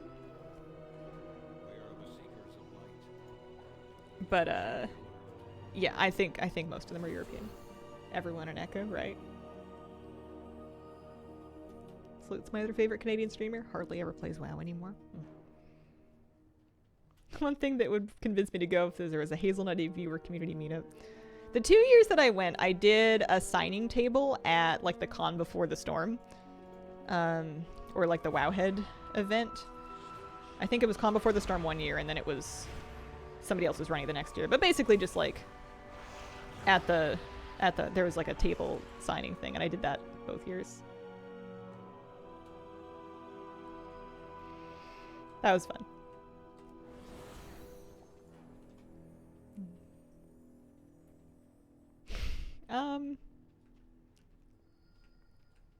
I'm lost. I'm stuck. I can't get out of this cave. I'm so lost! Turn around. Was I anxious? Yes. Very much so. I'm just anxious to meet anybody. I am I'm like a test tube baby of an adult. I don't see a lot of people. I don't talk to a lot of people. So meeting strangers is already nerve-wracking.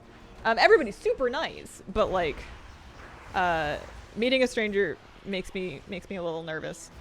And then meeting like 200 strangers in an hour continuously for like 3 days straight absolutely deep fries me. Yeah, no, fans aren't scarier than any other people. It's just that sometimes they want to talk to me and I'm like, wait, huh? Why? What do you want?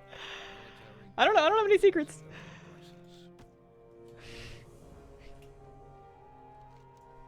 It's fun though. It's a lot of fun.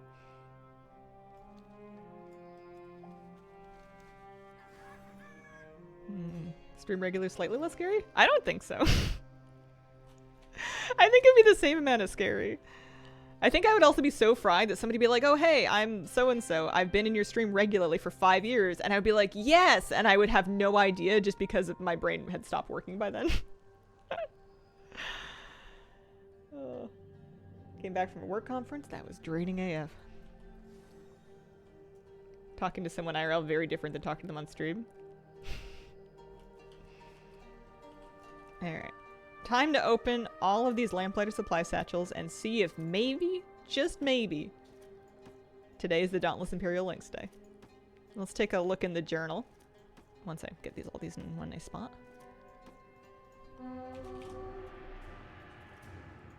Let's take a nice little look in the journal to remind ourselves of the goal here. This is what we're looking for. Kitty. Funny if one of your mods met you IRL, you were like, oh yeah, blanked on them. Yeah. That sounds like something I would do. Spooky Snacks, thank you for the 59-month resub, almost 60 months. Drops today, 100%. People have a different personality IRL. I think that people, I mean, I guess everybody always says that they don't, people will say that you didn't look as nervous as you felt, or like you said you felt. Or you know, you'll be like, oh my gosh, I was so nervous, and they'll be like, oh, nobody could tell. I don't know, I think people can tell. I think I probably look more confident online because I'm more comfortable here because I've spent a million hours sitting in this chair doing the same thing. I think that I'm more visibly uncomfortable or awkward just because I'm out in the wild, if anybody ever met me in person. Okay. Yeah, sometimes people are just trying to be nice. Good luck rolls. Oh. Nope.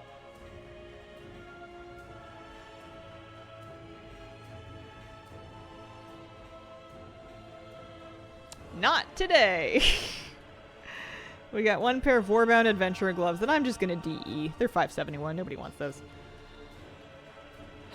It takes me like an hour to do the dailies too. It's like a full hour every week. I mean, the good news is it's lots of resonance crystals, and I do need those for mounts and stuff. So that part's nice, but like, man. There's always next time. Alright.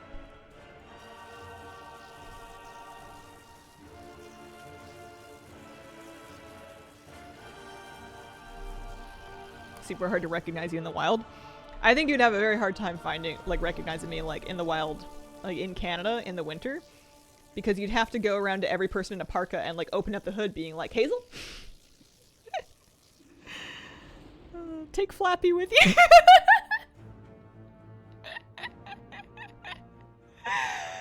I'm only going to BlizzCon if I can take Flappy. Where's my Flappy? Not everybody, only the top ones. Flappy does not stream.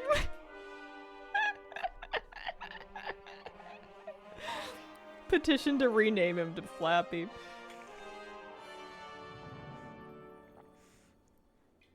So you're saying that would be impolite to do to random people when I visit Victoria? Oh man. Hazel.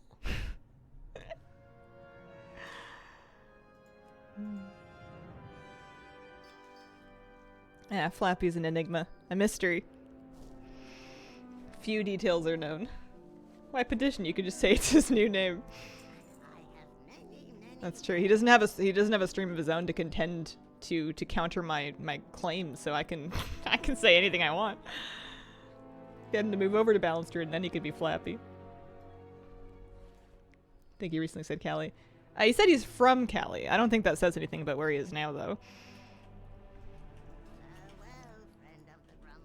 Streaming seems like a lot of work. Alright, you know what I want to do? Oh, hi, kitty cat.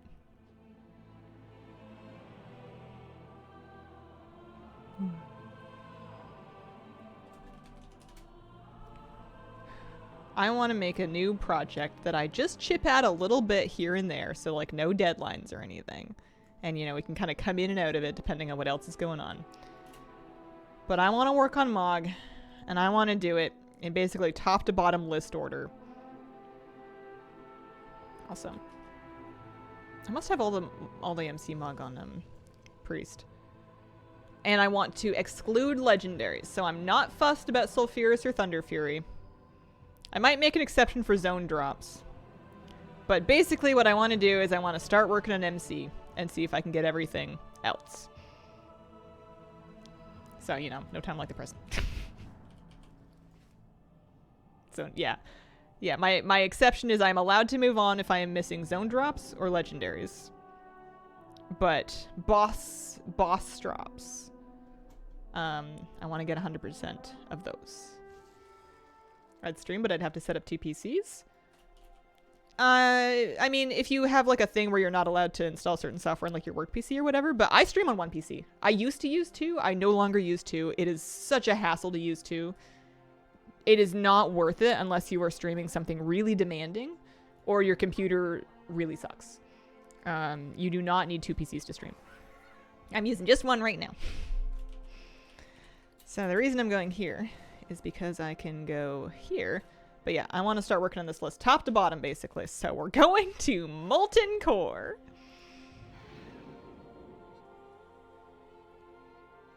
Orange or red in general. Could do those to get everything green. It may seem more fulfilling at first.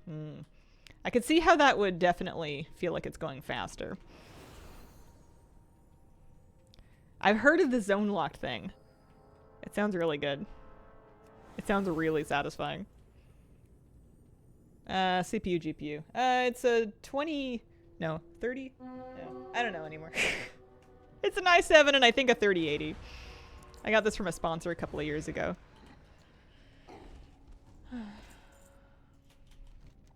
I think I used to do it just fine on a 2080 Ti. I think that was my last card that's in my other PC, I think.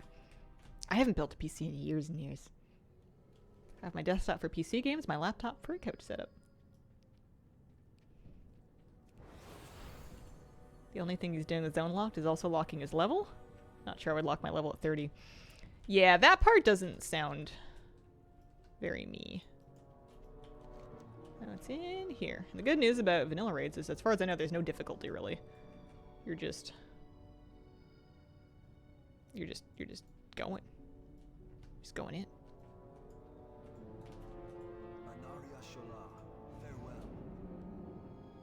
You haven't built a PC since the last video on your channel. Alrighty. So I have 52%.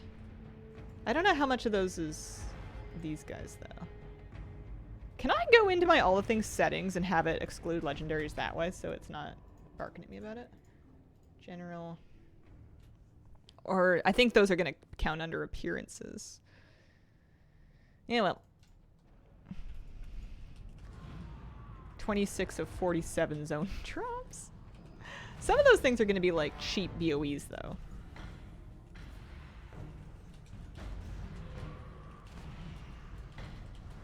Size for 40 people takes a while to walk through the whole thing.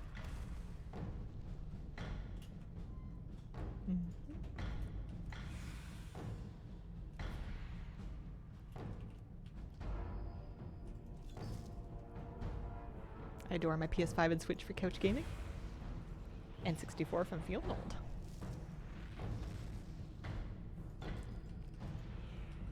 Not sure the tier set belts and bracers are BOE anymore. Really? I wonder if under this it's counting all of the things you could possibly craft with lava cores. Because I hope not.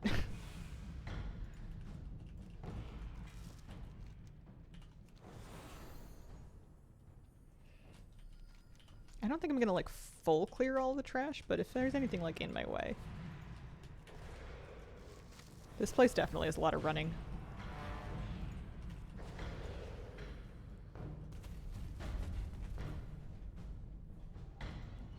I am excited for the Switch too. I want to know more about it though. I didn't watch the trailer. I tried to learn all the news from the trailer by like looking for articles and stuff, and it sounded like there wasn't any news. we don't even know anything. We know when there's going to be hands-on events. That's it. Bracers drop from trash bombs. Okay. Very few news indeed. But I know all I have to do is be patient, and then there'll be more news. Showed what it looks like, that's all. Yeah, I don't really care what it looks like. I'm not going to be looking at the Switch. I'm going to be looking at the screen, playing the game, you know? I want to know about the game that's going to be on the screen that I'm going to be looking at. Lots of hints, but then the direct is on April 2nd. Okay, I can probably wait until then. So there's Lucifron. You give me stuff? I got some Cenarian boots. And let's try to gather all this stuff up. And keep it like away from the other ones. Mostly backwards compatible, but mentioned not for all games. My partner and I were talking about if there is like a new Animal Crossing, getting 2 Switch 2s so that we can each have islands and like visit each other and stuff. New Mario Kart? Guess that's news, but I also bet you would not have made any money on. No luck from that one. This raid has so much stuff to get because there's all of the individual tier pieces have to drop individually. You can't just get a tier token and then turn it into the piece that you're missing. I'm gonna go so hard to do Animal Crossing.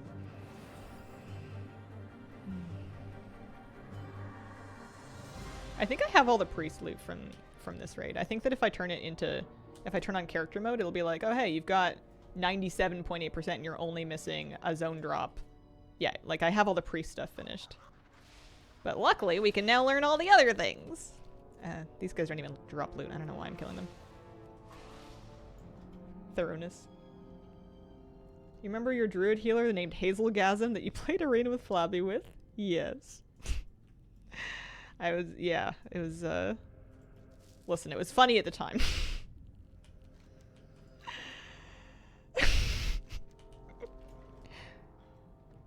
Some things you can never walk away from. Remember that? Thought it was funny.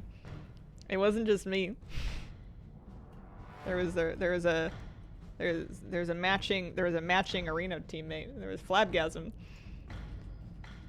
Not as funny anymore. I wouldn't do it again. I think we name changed those characters. We either deleted or name changed them. They're long gone now. Oh, Girdle of Prophecy. I had that one already. That is BOP. The thing I have to remember is that number go up, you know? Don't worry about all the things you're still missing. Worry about the new thing that you just got. Oh, Crayon Walrus gifting 20 subs. Holy smokes, thank you so much. I've never even seen that interface. It's so pretty. It's big pog indeed. Oh, that was Gehennis. Is he gonna drop me something? He's got 7 different things he could give me. Oh, I got 2 of them. I should have started doing Molten Core the day that they made us able to learn the tiered loot for other classes. That's when I should have started it. Still have a female dwarven hunter named Blunderbust. Very generous gift subs.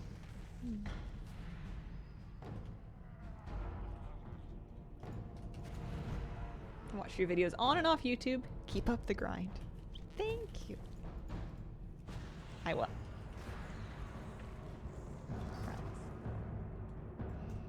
What else we got here?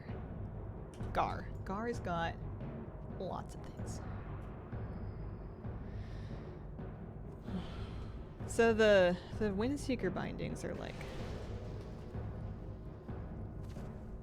soulbound. I keep thinking, oh, I got a Giant Stalker's helmet and a Brutality Blade. I got a sword I didn't have before. That's nice. Look away for 2 seconds. Very first tomb was a human paladin. Oh my god! Made it to level 56 before I had to rename it. Need to get my weekly disappointment run in on Pally. Binding from Gar took me longer to get for Thunder Fury. Oh, we're up to 57.6 because we got those 2 things from so there's at least lots of bosses in here. Baron Get, what do you got?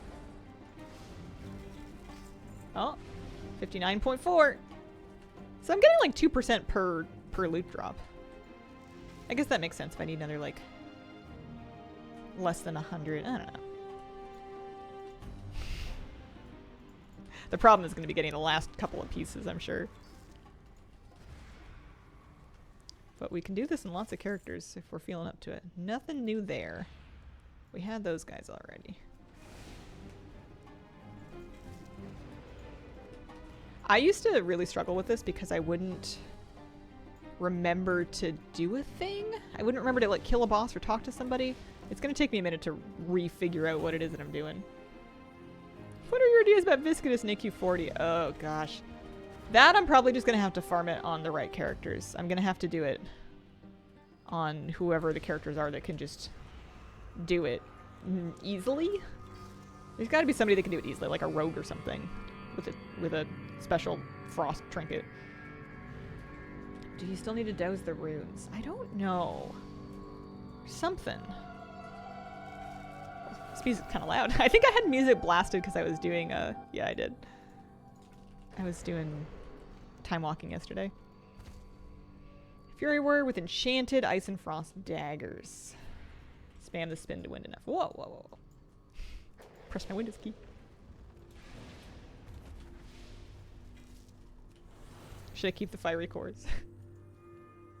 Vendor weapons from Wrath and an enchant for the frost proc. Gotcha. DK with frost rune daggers works too. Yeah, I think it'll just have to be the right characters, because at least I don't have to do it on other characters. There we go. No new mog from that one.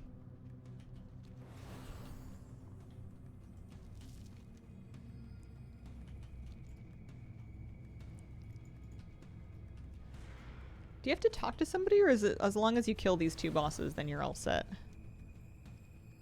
Does it matter the order? I'm gonna do Golem Egg first.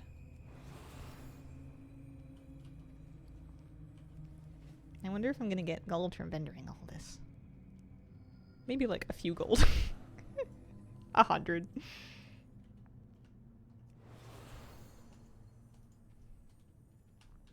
What's Golem Egg got? Oh, all kinds of stuff.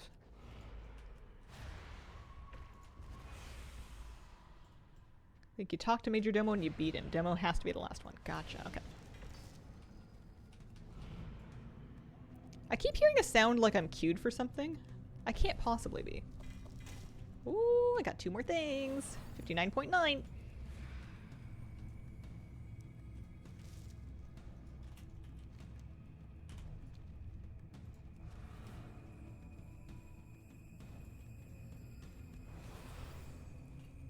Major Domo only has 2 things that I'm missing, because he only had 9 pieces of loot to begin with.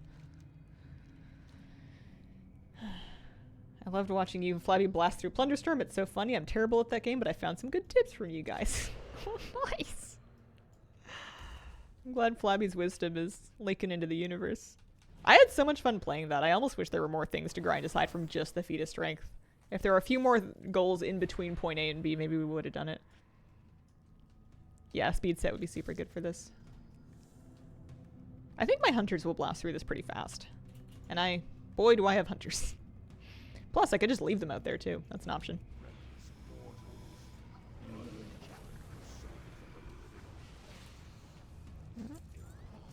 Loot his chest. No luck on the last 2 pieces.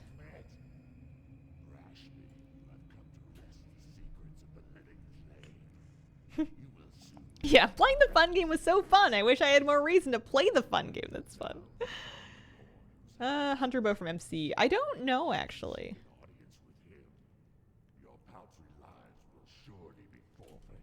Alright, so I think I can just go. I think as long as I've done him.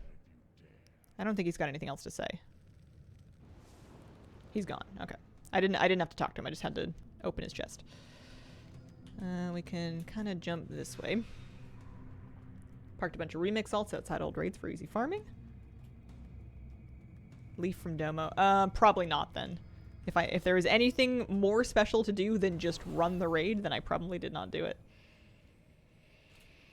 Yeah, there is a new badge man on the vendor. I think I'm not going to get it this rotation. I'd have to grind badges. I can't afford it, even with all of my badges transferred. And I don't think I think I'll just keep living my life, and then maybe next time it rotates around, I'll happen to have enough. Need a shortcut from Domo to Rag, right?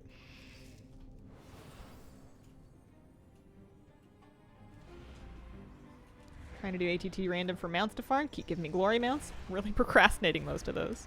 Some of those achievements are so annoying because they're so hard to do solo. Or in many cases impossible to do solo, which is kind of a bummer. You want to feel like you can go out and just do something on your own time. I did get badges for Anniversary Bronze. I spent them all already. I dumped them. I didn't get that many. And I bought like a mount or 2 and then I was caught up. I never ground out the rewards really. Oh, you guys can't see, but Kitty Cat's cuddling really cute. She's got her paw up on my mouse hand and she's just sticking her chin on her paw. Hi.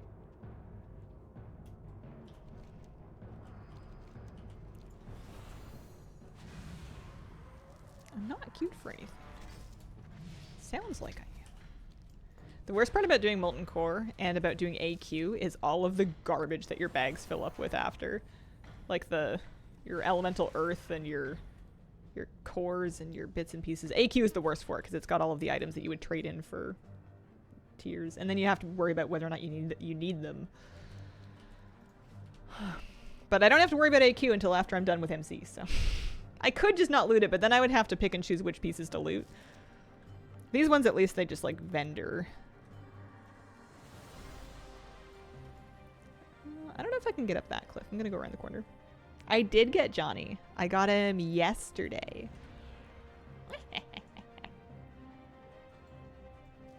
Slacked on keeping up the Mad Dash anniversary badges. Doable to do one-time walking dungeon and a number of alts. Yeah, that would probably be a smart thing for me to do. I guess I could get them out this week if I did that. If I just logged on each alt that has either a healing or a tank spec, do the one dungeon, turn in the badge. I kind of figured that they would nerf that, but I don't think they did. AQ loot is the worst.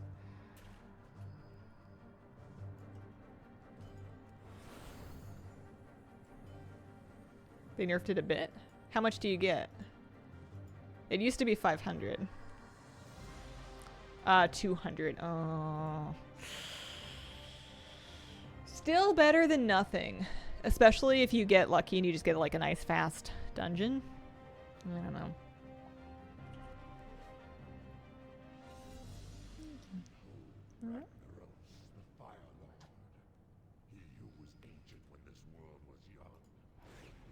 Alright. Hello, Mr. Ragnaros. I need all kinds of different things. If you could drop me anything from this selection, that would be great. Deuces.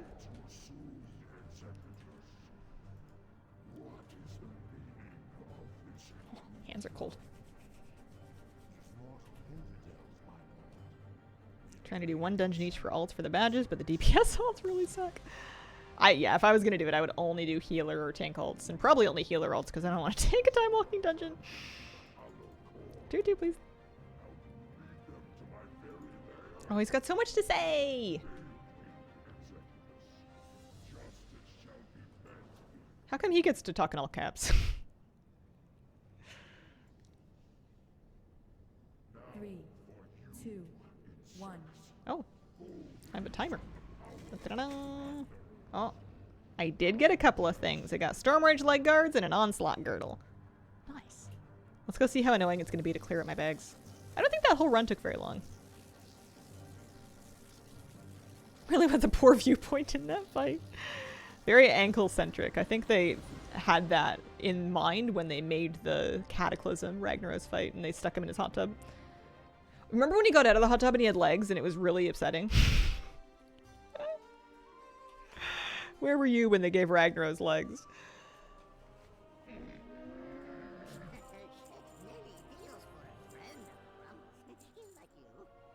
Yeah, sometimes I have old or add-ons that will help me vendor the soulbound epics and stuff.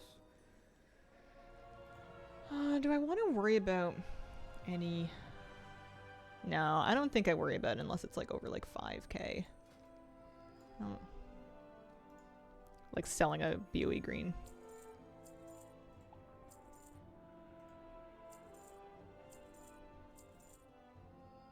Should I save these like ingots and stuff? I'll sit on them. I'm not worrying about the essences of earth though. Or the deep rock salt. Or the fiery quartz, because you can just buy those.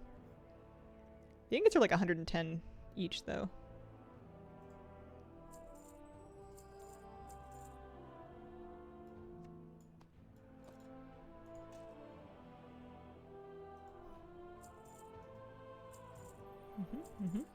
Plus, I'm getting a couple of like grays and stuff. Save the ingots for when you get the Eye of Sulphurus, right? I don't know what that notification's coming from. It's driving me nuts. Let's try another character.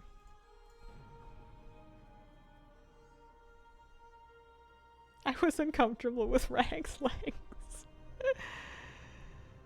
If you get to Nax for farming, you can unlock the old Nax stuff. True. Had to even finish breakfast? That was a quick run.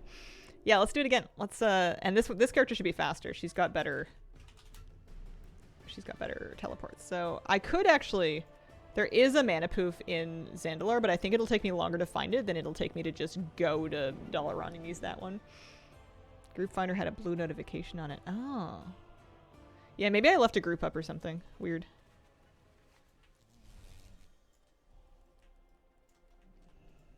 We can just do this.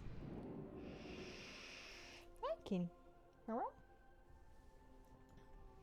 Because I am using Cunning Pet. And then my spec has Trailblazer in it. So we should be nice and fast when we're out of combat.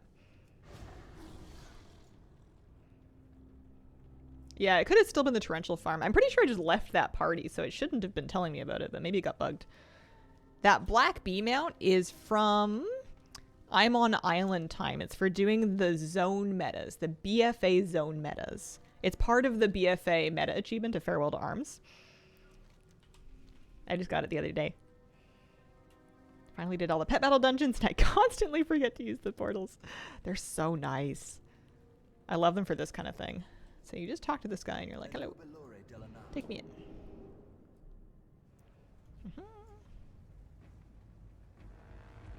been... See, it's taking away my pet again. It's kind of annoying.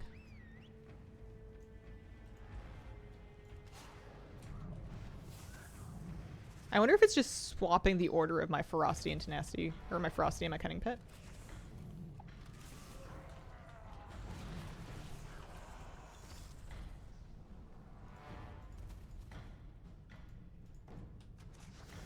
Can you still jump through the window? I don't know if I know what you mean. My buddy thought I was lying when I told him you could get portals for pet battles. That's funny. Hi, Higgins. Good to see you. Hello, Bella's Boneyard. I hope you're having a wonderful weekend. Yeah, next patch they're letting you change, like, respec your hunter pets. You have to do the attunement chain to open the window.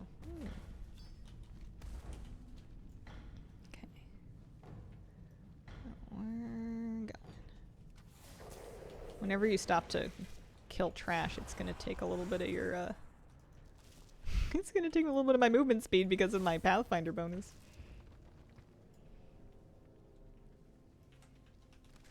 I got all kinds of Mog last time. I wonder what I can get to this time. Also, again with the fire imps, I don't need to fight these.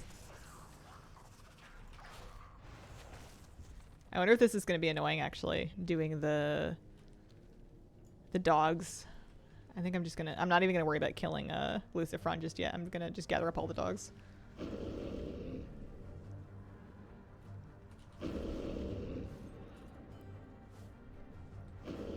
Because I don't wanna end up in dog hell.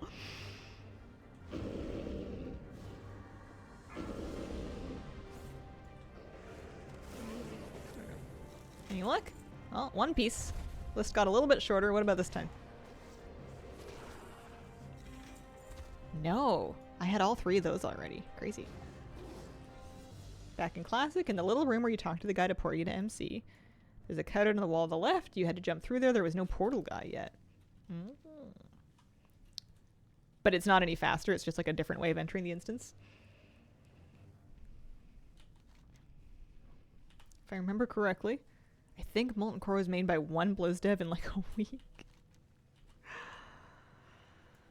It's very much what I think of when I think of a classic raid. Like big, wide open hallways. Like, I think at the time they thought people didn't want to collide with each other, so if you were going to have 40 people in a hallway, you needed enough room for 40 people to, like, walk abreast down it. They have us go through much narrower spaces now. Not all the time. It's still nice to do a big scale room, but they were big. Data run BRD to get the portal at the back of the dungeon.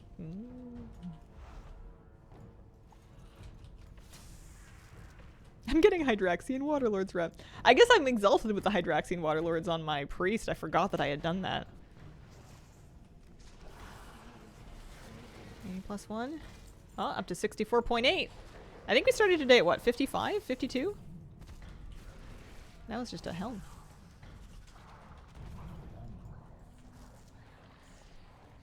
Video on YouTube of Jeff Kaplan explaining in detail the design decisions for MC. It's really cool. Oh.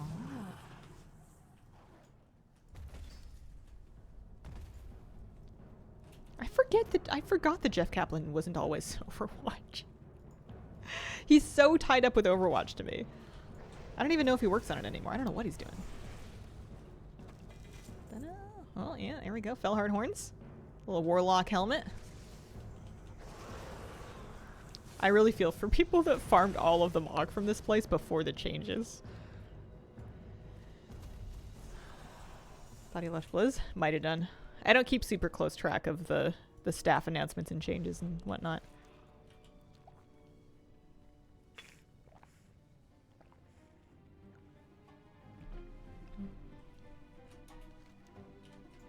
Alright, Mr. Barongeddon. Any loot? We're up at 65.2. 67.1. For a pair of boots. Nothing from that guy. Yeah, hunters are nice just for the run speed. I'm not like being super thorough about the trash.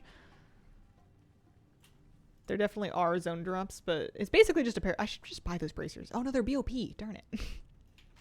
Alright, well I need a pair of Lawbringer bracers, but aside from that, it's just fiery core and lava core stuff, so whatever.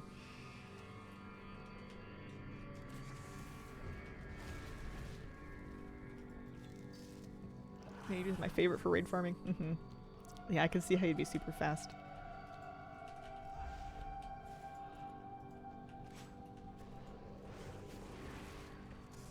I like hunters. I know druids are very good. I don't think hunters are best. They're just what I'm comfy on.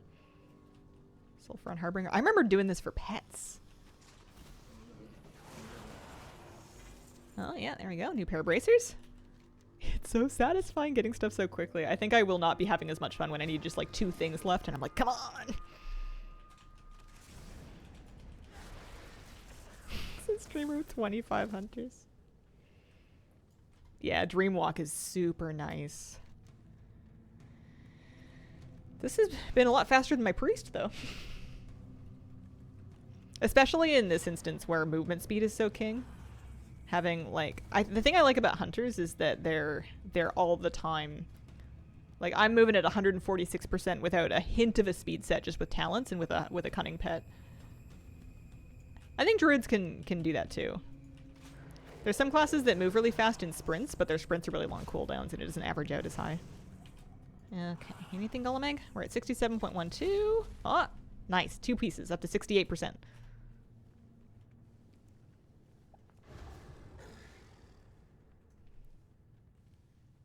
Base boost and then sprint and roar.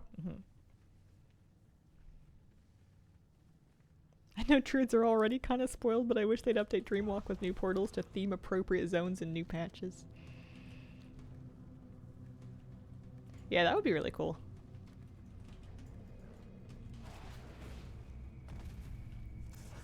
Maybe a little OP, but I don't think anybody that's not a druid would notice for longer than it took the Wowhead article to fall off the front page.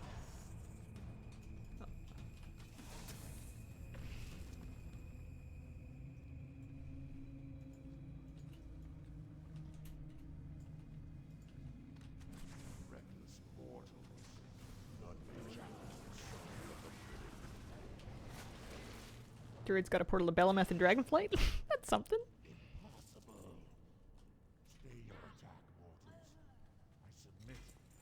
Oh, there we go. We got some boots.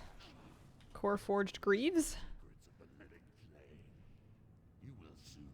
How long would you say it takes from never touching Mage Tower and an alt to completing it? Unfortunately, that's really up to you. That's a very skill-based thing. It's going to be different for different people. I don't know what the situation is these days with like coming up with Mage Tower gear, if that's still something that's doable, because that might take like a few hours to a few days to farm like BIS gear. I don't know what it is anymore. I haven't done it in a long time. It may have changed throughout the patches. But at the end of the day, there's still going to be some form of a skill check, and some people will just do it on their first try. Some people will see it 3 times and then get it in, and then some people are like me are going to need to run it like 120 times and then finally get like the perfect combination of luck and practice to actually finish it.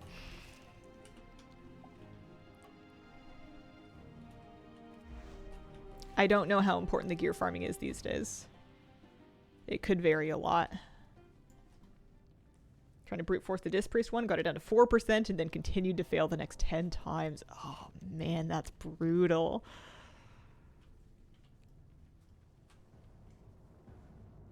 Buddy of mine used crafted armor with embellishments, Nerubian. I wonder if the Siren Isle ring is super strong for Mage Tower. I wonder how that goes.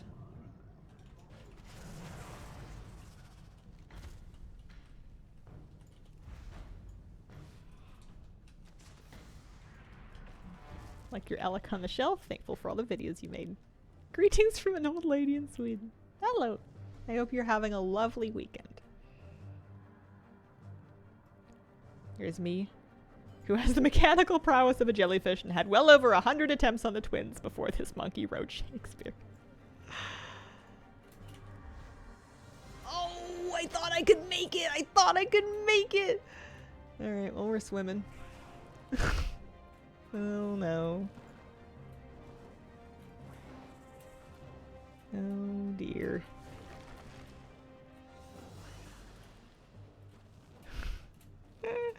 Oh, I was so confident too.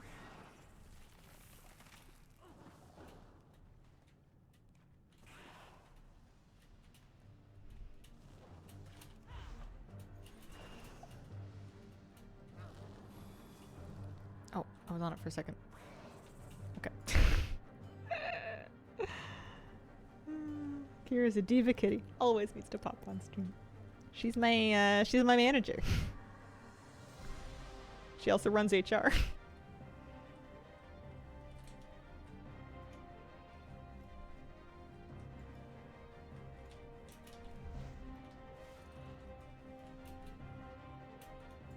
Okay, start the RP.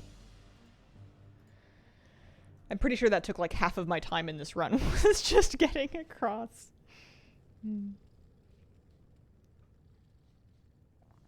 I know some people that did Mage Tower in every single spec, and that's wild. Ricky doing a T-Mod competition? Interesting for a PvPer. I don't know. I think any streamer to stay sane. I suppose some people really do stream the same thing day in and day out, but I think variety's good. Can't put somebody in a box. Got 2 weapons and called it a day. There was no going back for me, especially with no weapon skin incentive. Yeah.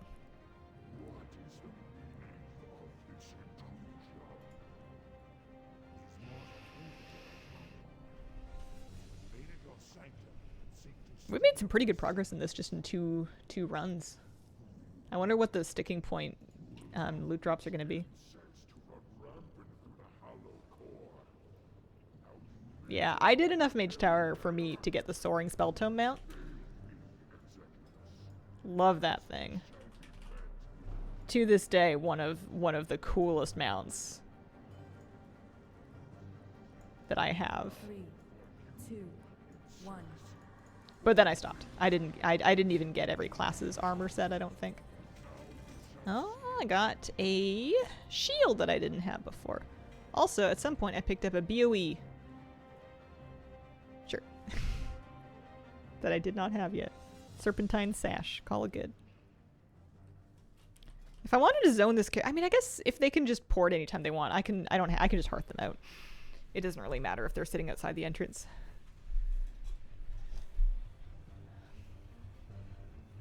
I think we can do one more Molten Core run. See how much of it left we can get.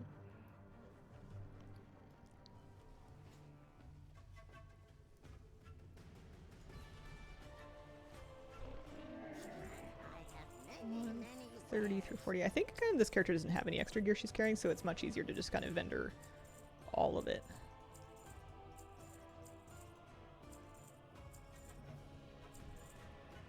I'm gonna delete the pets. I don't think they're worth anything. I'm gonna end up with way too many of them anyway.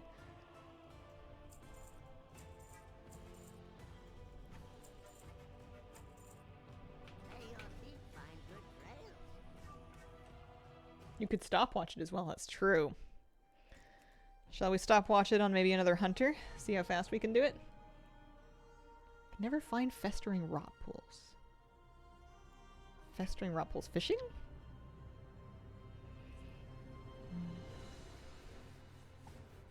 Chili fingers. Did you vendor your real belt? I hope not. I'm hoping she's wearing whatever belt is her real belt, but if I did, then whoopsies. Gotta get a new one. That character's not even really geared. Okay, so... same thing. Dalaran.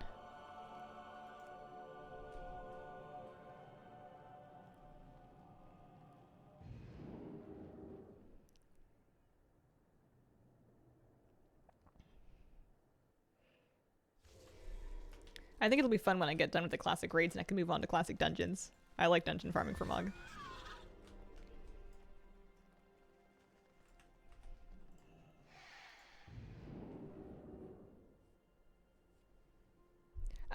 That BOE was not my armor type, so I think it just added to my collection and warbound it. I don't think that it gave me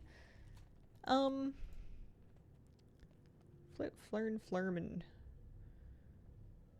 I think Flip might be my... No, that's a ferocity pet.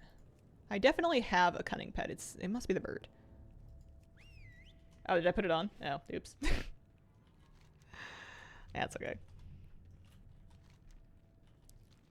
That character's not really geared.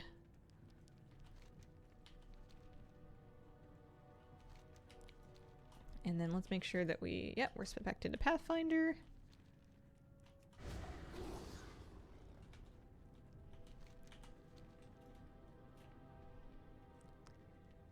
Around this corner. Zone in, and then I will start my timer and see how long it takes me to do a Molten Core run on a hunter. Let's see. Clock? No. Stopwatch. I love in-game stopwatch. Let's go. See, now I'm going to be all like, oh man, I gotta disengage for the post-haste buff. Every 15 seconds. I'm probably going to skip a lot more trash too if I'm in a hurry.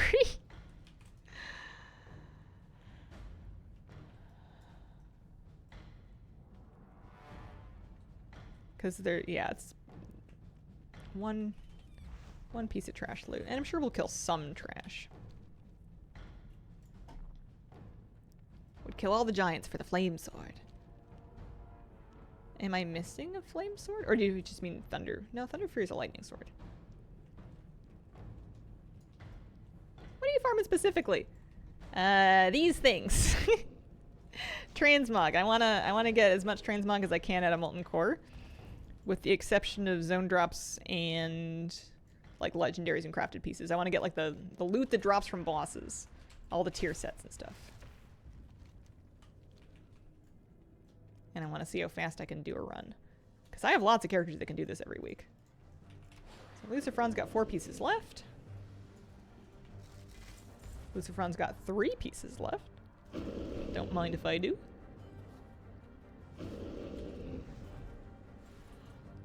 Gather up all the trash.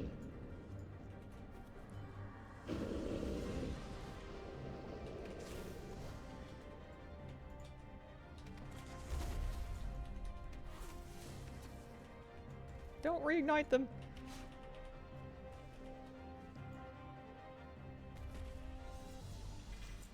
There we go. I got Giant Stalker's leggings done.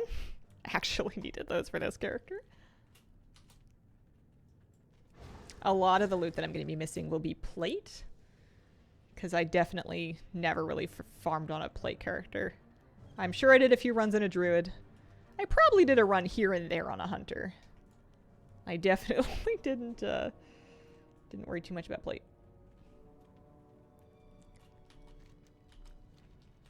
But yeah, we started it at something like 55% completed for all armor types, and we're up to almost 70. If I could get 75 today in this run, that would be really cool. And I think I can probably do that, although, you know, every piece that you get is one less piece that you need. Makes the list of things you're still looking for smaller and smaller. Farmed myself the entire shaman set long before warband mog acquisition was a thing. I did the same for the priest set. I have everything for priest in here, which means that I have a lot of the generic cloth as well already. Probably all of the generic cloth. I'm probably only missing like tier cloth, like a warlock tier and stuff.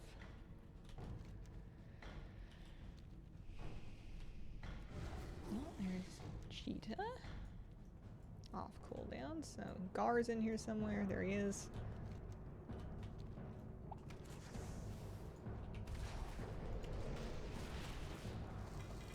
Oh, got a new helmet from him that I didn't have before. That puts us at 69.5. I thought I was at 69.5. It will drop from Gar this time. Yeah, not that one. Maybe next time.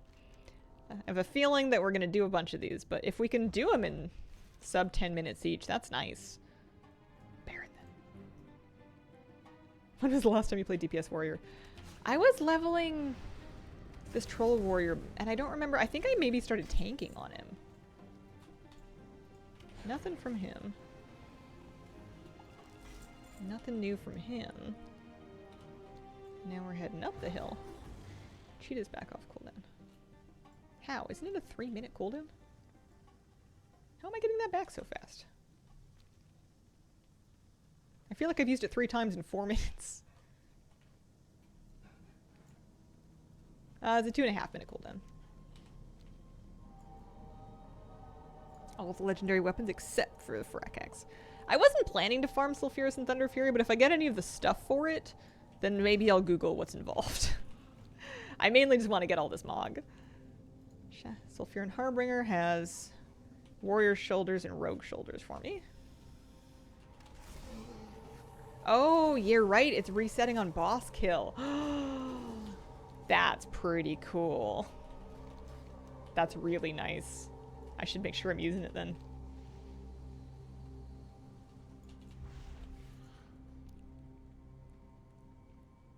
No luck with that. Let's go try Golem Egg. He's got tons of stuff.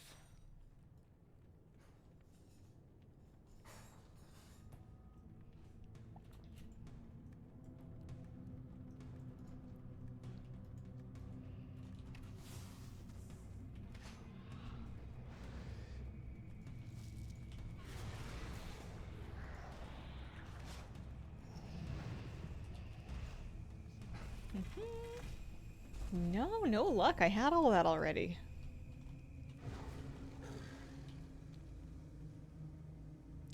Yeah, I'm also curious about what's involved for Thunder Fury after you get the drops. No clue.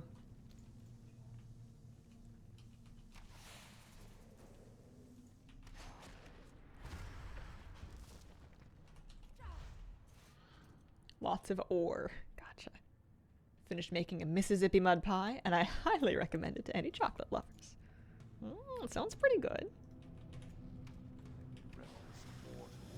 Yeah, if you could just buy all the stuff on the auction house, I wonder if that's not that bad. Especially if you've been holding on to your sulfuron ingots. And then you can feign death to loot this thing. And then you can just take off.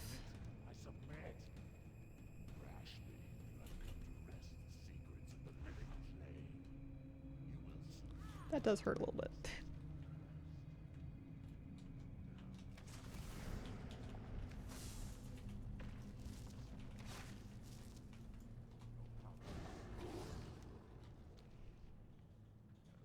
Back in the day, it was an ordeal. Any doggo? Doggo was in here at the top of the stream. He left. He moved on. Did I not loot Baron Geddon? Or did I leave loot on him? My bags aren't full. I wonder why I don't have loot there. Baron Geddon, hello? Oh, weird. I heard a loot sound, but I don't think I picked anything up.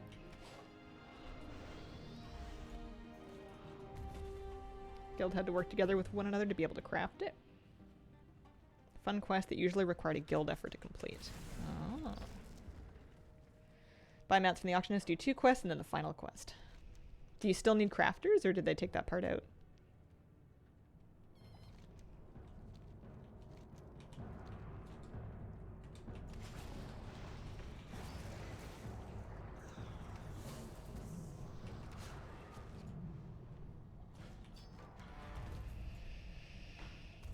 Didn't need crafters. Okay. Good to know. Good to know.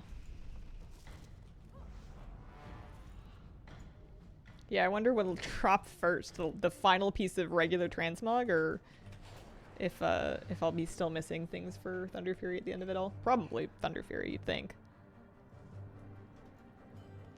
Okay. I'm gonna not overestimate how high I can jump this time, and I'm gonna run a little farther around the rosy. Whoa, no! Oh, jeez. That's okay. There's a ramp here. We can fix this. Listen, I'm new to this farm, alright? Don't worry about it.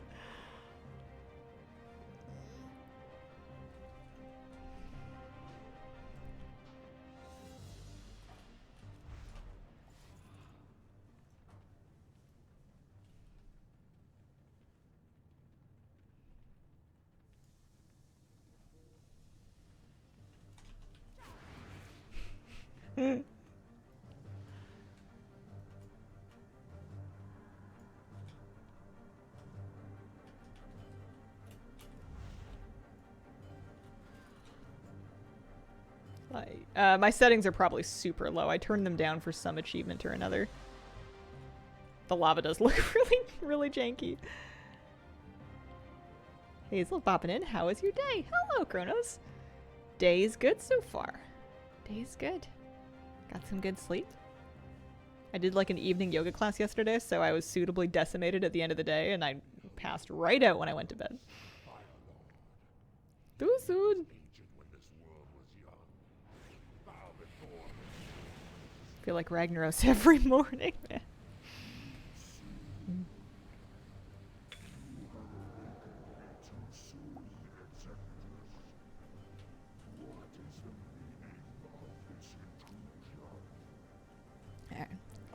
Looks like the answer is on a hunter, approximately 10 minutes for a Molten Core run with, you know, Pathfinder and everything. That's not too bad. It probably takes twice as long on a slow character, though.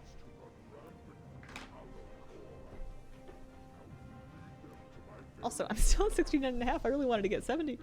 TJ Nichols, thank you for the brand new Prime sub. Appreciate it. Actually, I think I said 75, but we're revising our estimates down. I don't think the binding's warbound. I think you'd have to get him on the same character. They say he's bop still.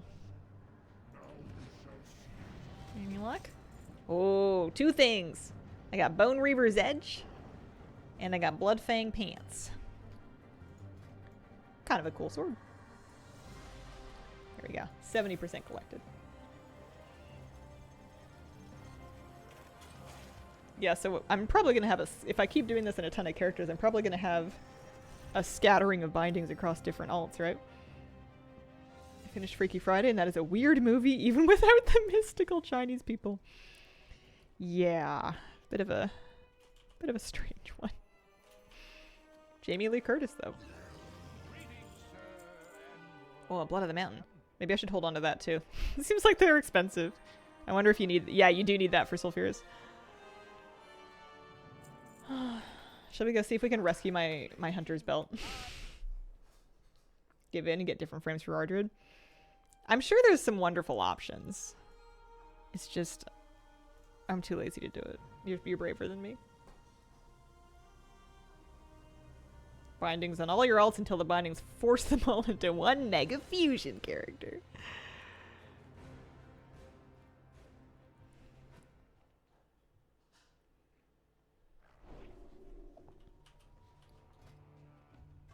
You're absolutely right. I did put on the belt and then vendor my old belt. For sure true.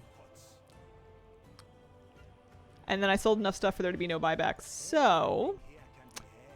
if I wanted to worry about it, I would first check my war bank. New belt, right? I thought for sure it wasn't going to put it on, but it was because it was a lower armor type. I guess it just did. I have a plate belt, and that's my only belt in this whole thing. So, second plan is armor, mail, belt, upgrades only, and then sort by price. Animal, get a 561, about 1450. Might just wait for a world quest. Might just get a world quest belt. 1450. Yeah, I think she's just gonna wear it. I think she's just gonna live like this. I could also item recovery it, but like, who has time for that? Thank you all so much for joining me today. I am at the end of my stream time slot, but I shall be back tomorrow for a brand new, fresh Sunday morning WoW stream. I think maybe a little bit more farming might be in order. Maybe we can squeeze a little more stuff through NPR? NPR? MC? I don't know what I'm saying anymore. Thank you for being here, and I hope you have a wonderful, wonderful day. Bye!